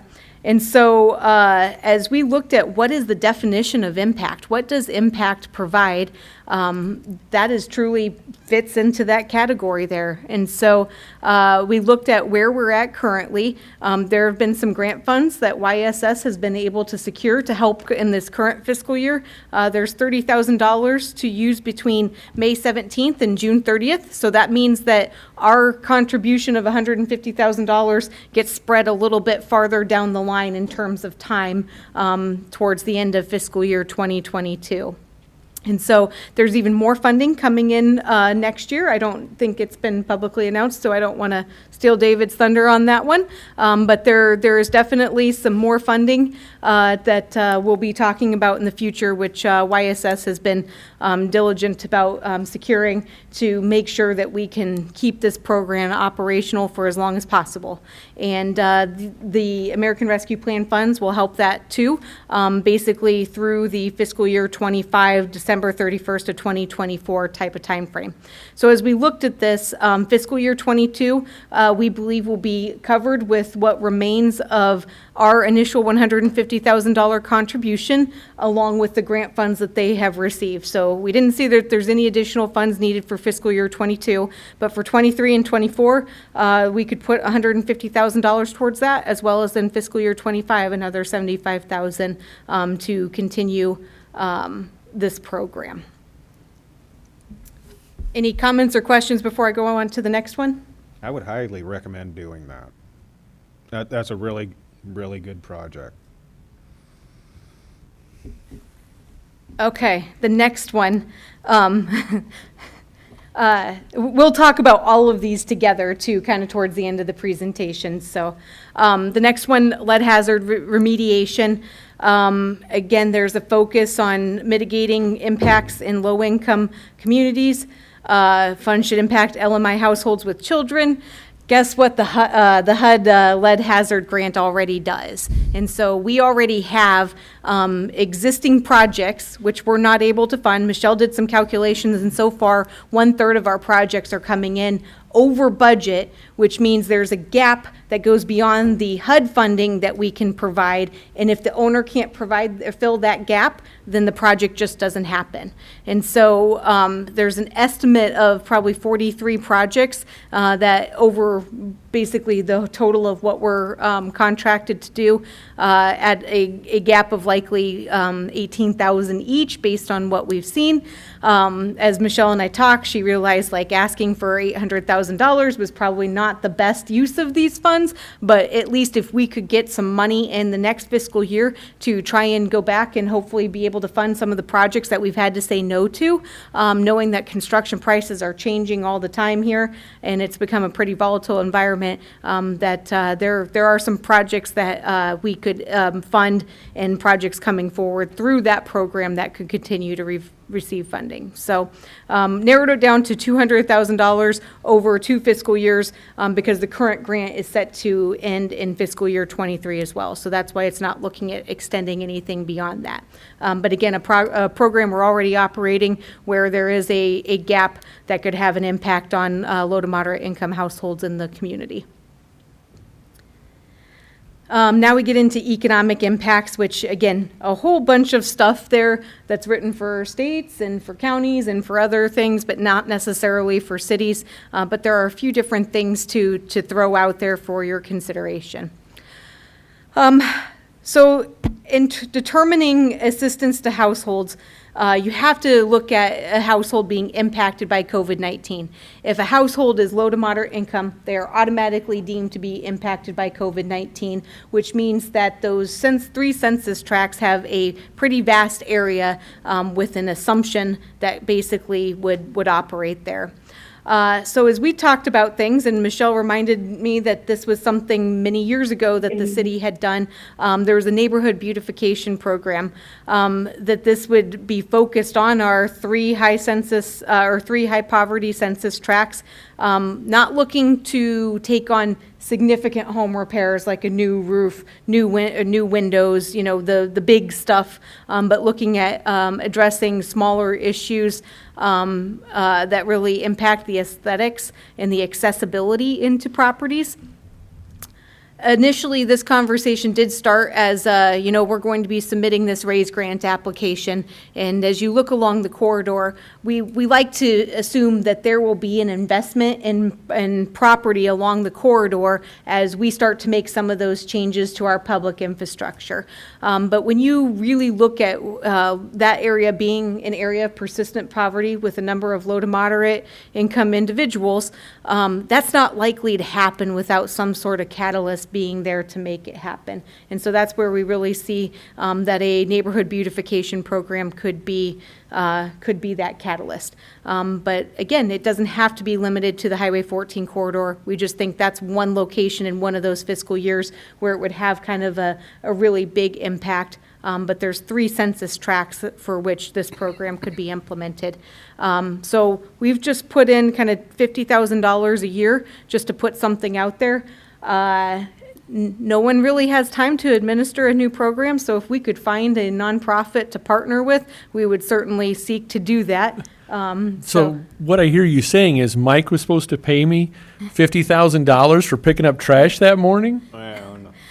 We're looking at more than trash pickup. One of the things that I like to think, especially when you start talking about the 3 census tracts in total, we've got a number of properties that still have dead trees, damaged trees, and stumps remaining in their yards, front yards, backyards, and those are detrimental to being able to, plant new trees, do other things.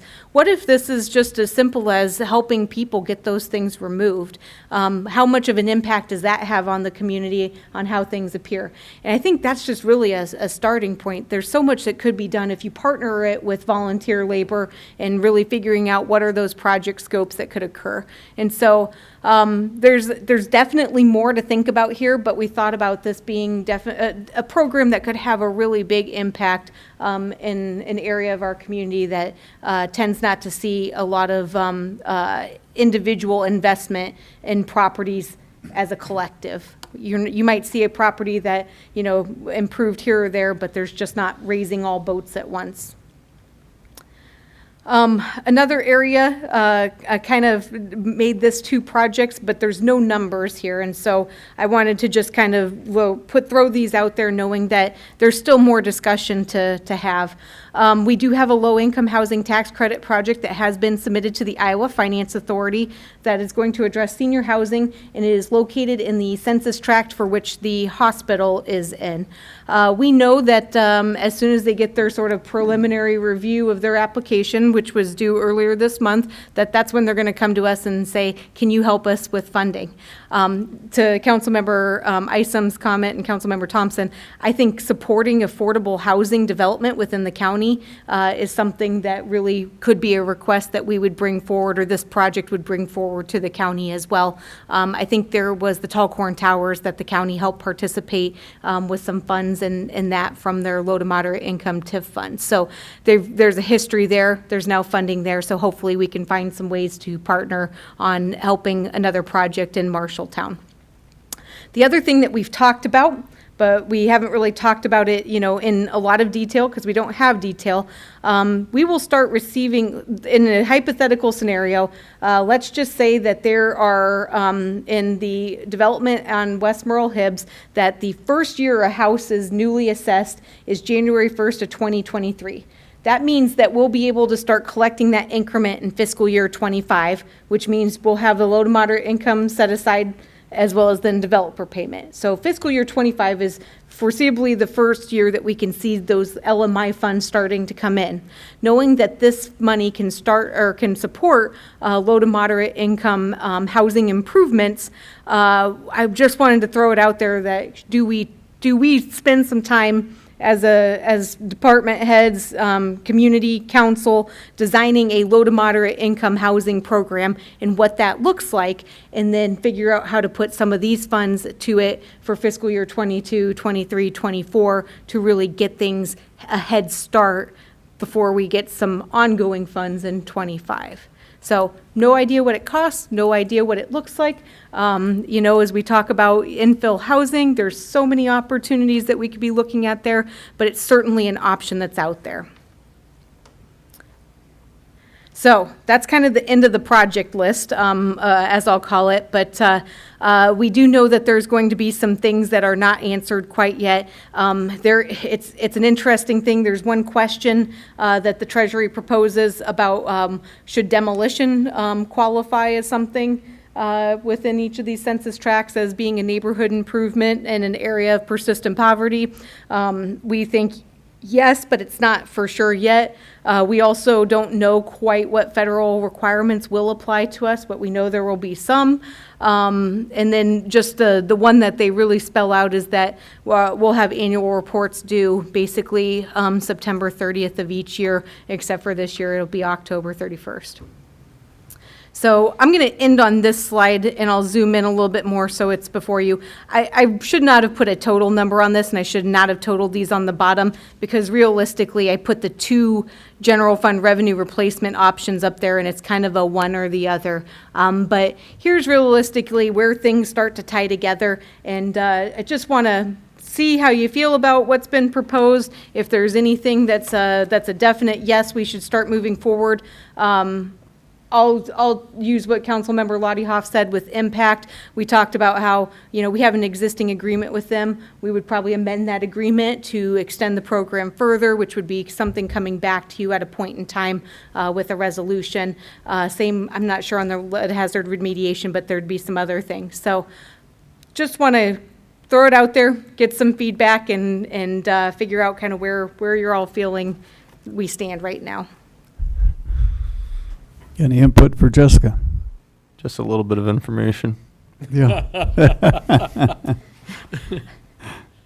Yeah, I mean, I think there's a lot of options, and I think this is going to tie into a lot of the discussion with regards to what we do from borrowing and everything else moving forward too, because I think it has a direct impact on some of the decisions that are made there and how we tie in the best use of both funds to drive some alignment between some of those.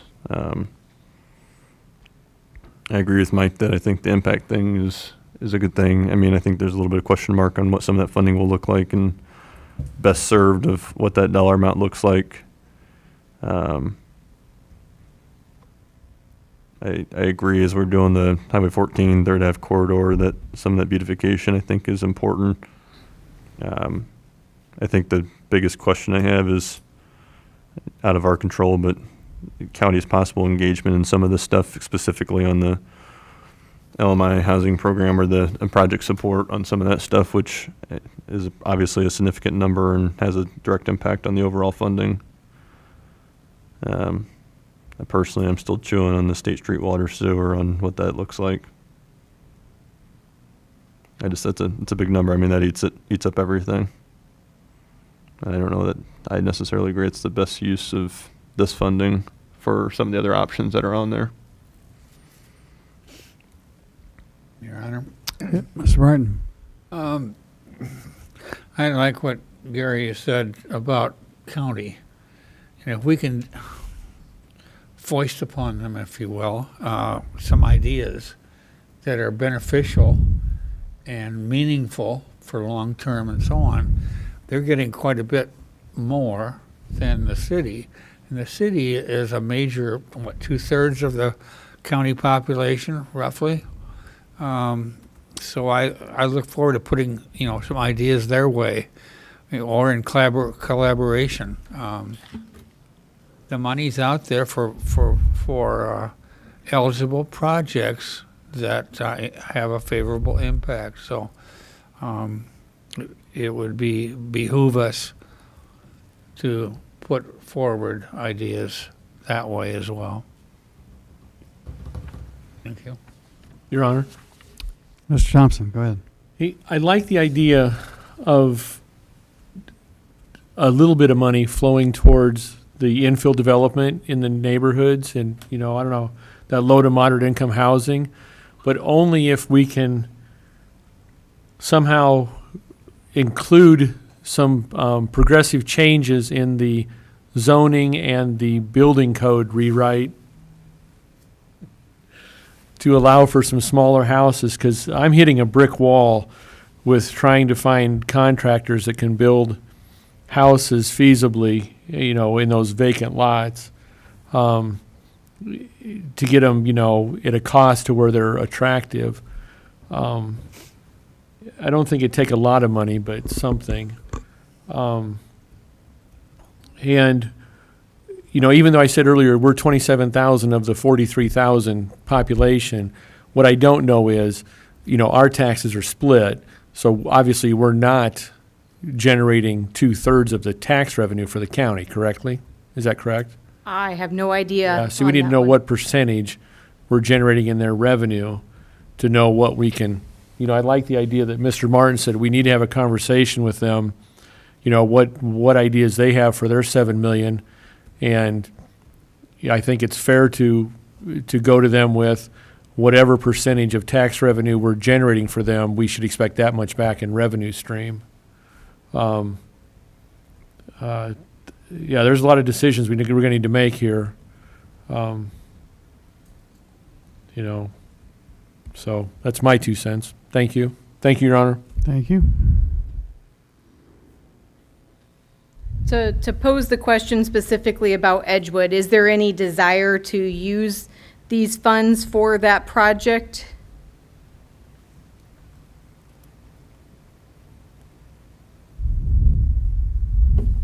Your Honor? Yes, sir. Have we had any developers come forward that are looking to build on Edgewood, or are we building it just to reroute the truck traffic?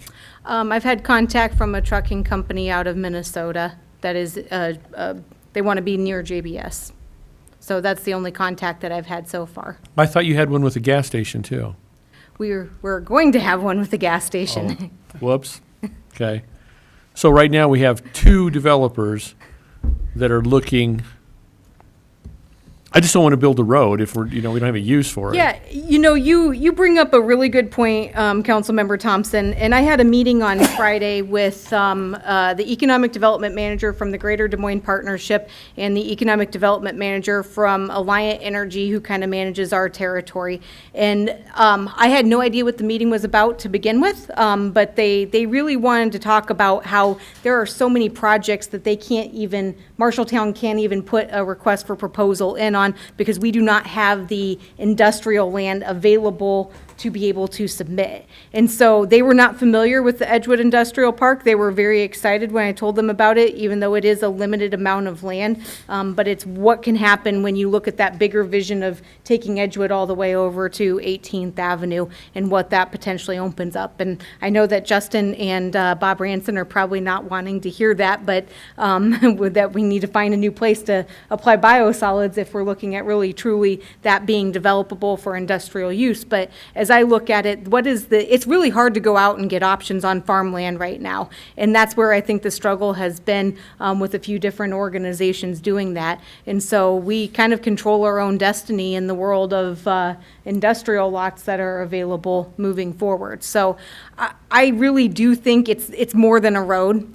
It's having more than 25 acres available for a project. Is it cheaper, rather than make that catch basin where it is and lose the opportunity to develop that land, is it cheaper to widen the creek, the slough, in the park?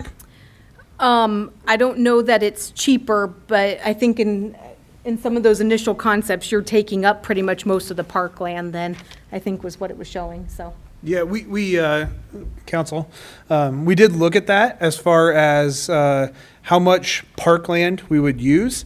Currently, right now, the issue that we're going to run into is that for the EDA funding that we have a certain environmental impact area that we're allowed, and that gets into an area that we don't have allowed impact. And so then it starts to bring, because that's a park ground, now we have to start doing a little bit more background to figure out how that park was originally funded. If there's ever been any federal funds in it, turns into, that's called a 4F property, which we don't want to play with on this project because that puts a lot more restrictions on what can and can't be done there. So. Is $800,000 a lot for a retention pond? What do we pay for the ponds on the south side of town? So it just seems like a lot to me for a pond. The cost is kind of split between digging the pond, but then also raising the site up. Because as you look at, we've got 60 acres, and we start to raise it even 1 foot. That's a lot of dirt to raise up, and we're so flat down there. You can walk down there, and you can. There's only about 2 foot of elevation change over the whole site, and it actually flows away from the river at points. So by raising that up to be able to put that storm sewer in, that's what really drives that cost is to be able to do that. We looked at trying to do the urban ditches through there, but maintenance long-term, especially if it's going to be a commercial industrial use, you don't want culverts there that they're just gonna tear through those, and it's going to turn into a long-term maintenance issue as well. Thanks. Thanks, Sean.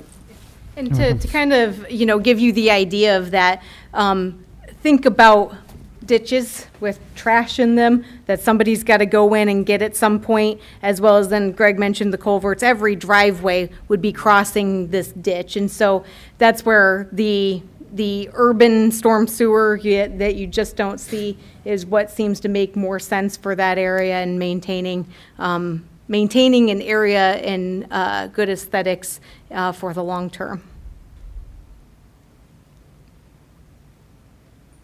Okay. I don't think we've unmuted the mics on this one yet, have we? No, we have not. Let's do that. The lines are unmuted.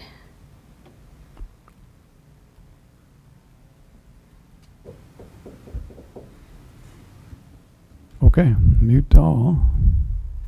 My specific thing is I'd like to be able to email our EDA contact tomorrow and say that we've committed, informally, not through a resolution or anything, to use American Rescue Plan dollars for that additional stormwater infrastructure. And so I want to make sure if I send that email, I'm not doing anything that a majority of you are not in favor of at this point.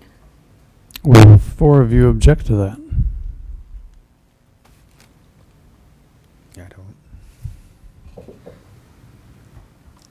Okay. I think what we'll plan to do is sort of dissect some of these a little bit further and bring some back to you at the meetings in June to talk about further what that could look like. I think we'll know by then what is being asked for this low-income housing tax credit project, so we can fill in some gaps there. And then I'm open if anybody really does want to start talking about what a low to moderate income housing program could look like. We do have folks at the Region 6 Housing Trust Fund who would be great to be part of that conversation as well. I'd love to get a group together to really start talking about what that could be, because it just jumpstarts us, 2 years, 3 years ahead of time from what we would be starting. Jessica, didn't Tom Dimerly start something along those lines, like maybe 4 or 5 years ago, with the properties out on Campbell Drive? I don't believe so.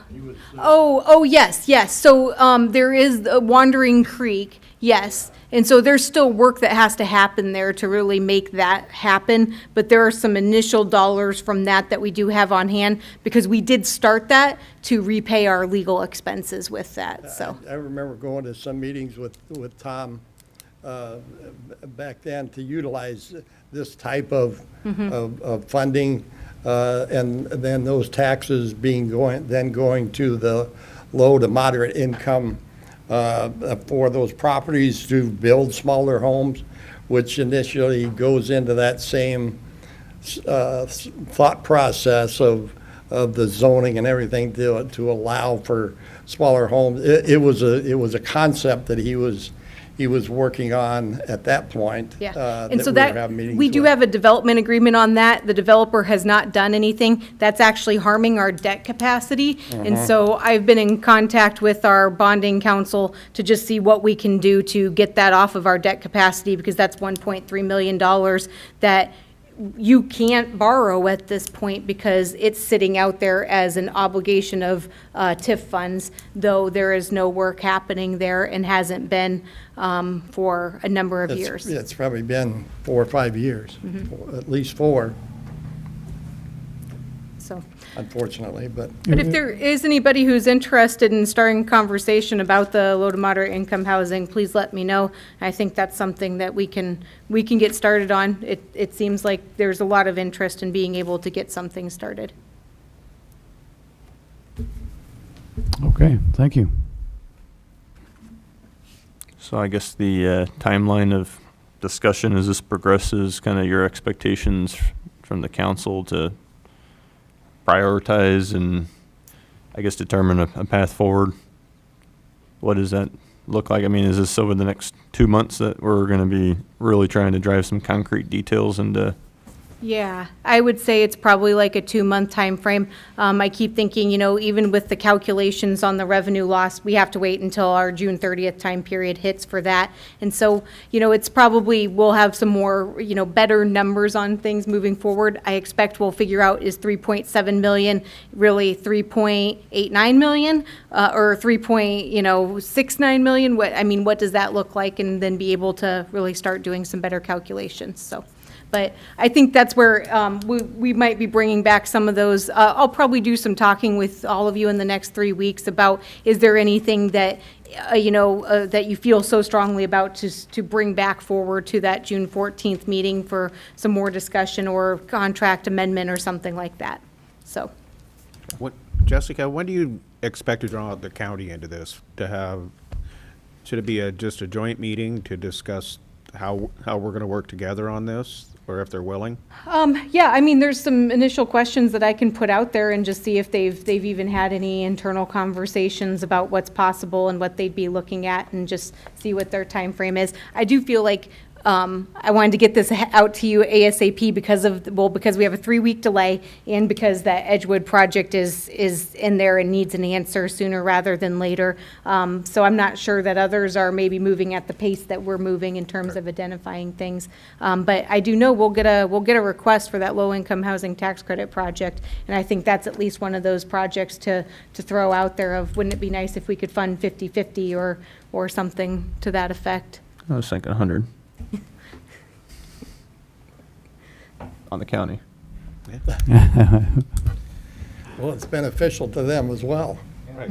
Yeah. Okay, thanks. We're at that time now to move on to public comment. So I need to read another proviso. Members of the public may make comments on any item that was not on the agenda during this time. Approach the mic, state your name and address. Limit your comments to 3 minutes unless longer comment is authorized by me. Direct your comments to the mayor and council as a whole, and we shall not engage in discussion or debate on items raised by members of the public, and no action may be taken on those items in order that we comply with the open meetings laws. The microphone is open, the phones are unmuted, and somebody's walking to the podium. So. Yeah, my name is Jerry Duder. I live at 1703 South 3rd Street. I read the article on traffic control, what could be coming downtown for the one-way streets that they want to change to two-way. I was very much taken by the amount of money that is proposed in these. I discussed this last Friday with Jessica on the phone as to where the funds were coming from, and she didn't have a clear understanding at this point. Then I read later that same day Robert Hibbs' letter to the editor about the two-way streets not needed. And the thing that really stuck out to me was 2 years ago, a citywide survey found the great majority of residents oppose changing our current streets. If his recollection of that survey is true, it begs the question, who is everybody listening to instead of the great majority? Okay. My street was scheduled for resurfacing many years ago, and they ran out of money, and it's never been touched since that time. Talking with Jessica, I found out that some streets need greater repair at greater cost, and so you're putting the money towards streets that can be done less expensively with resurfacing and stuff. I understand that concept. But when do the people, the taxpayers, and I emphasize the word taxpayers that live on the streets that need those repairs, get their bang for the tax buck? Okay. Then the last thing I want to say to that is we need more transparency on this issue. I would like to see a published list of streets that are being ignored at this point, such as Edgeland from Center to 6th Street is in pathetic shape. The taxpayers on the right on those streets have the right to know that their tax money is not being spent in their neighborhood. Thank you. Thank you. Anyone else here in the chambers wish to approach the mic? It looks like we are unmuted, are we not? Oh, Joa, sure, hi. Since I'm here anyway. So Joa Lavelle, I live at 103 North 15th Street, and I just wanted to say that I live very close to the West End Park, and I went to an event there this weekend, and I'm really excited by the support for West End, both by the, the council with the Parks and Rec, but also the 13th Street Committee and the Alliance working with some events there. And so I think that's something to be really proud of. And I also just want to express some support for the Impact Program at the library. We've already had some very positive experiences with the MPD and YSS, who we both worked with separately, but I feel like their partnership makes them stronger together. So thanks for that. Thank you, Joa.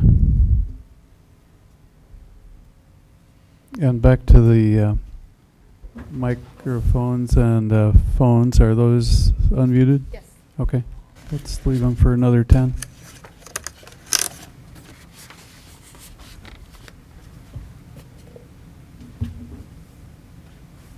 Very good. The time is 8:09 p.m. We are adjourned. Thank you for coming.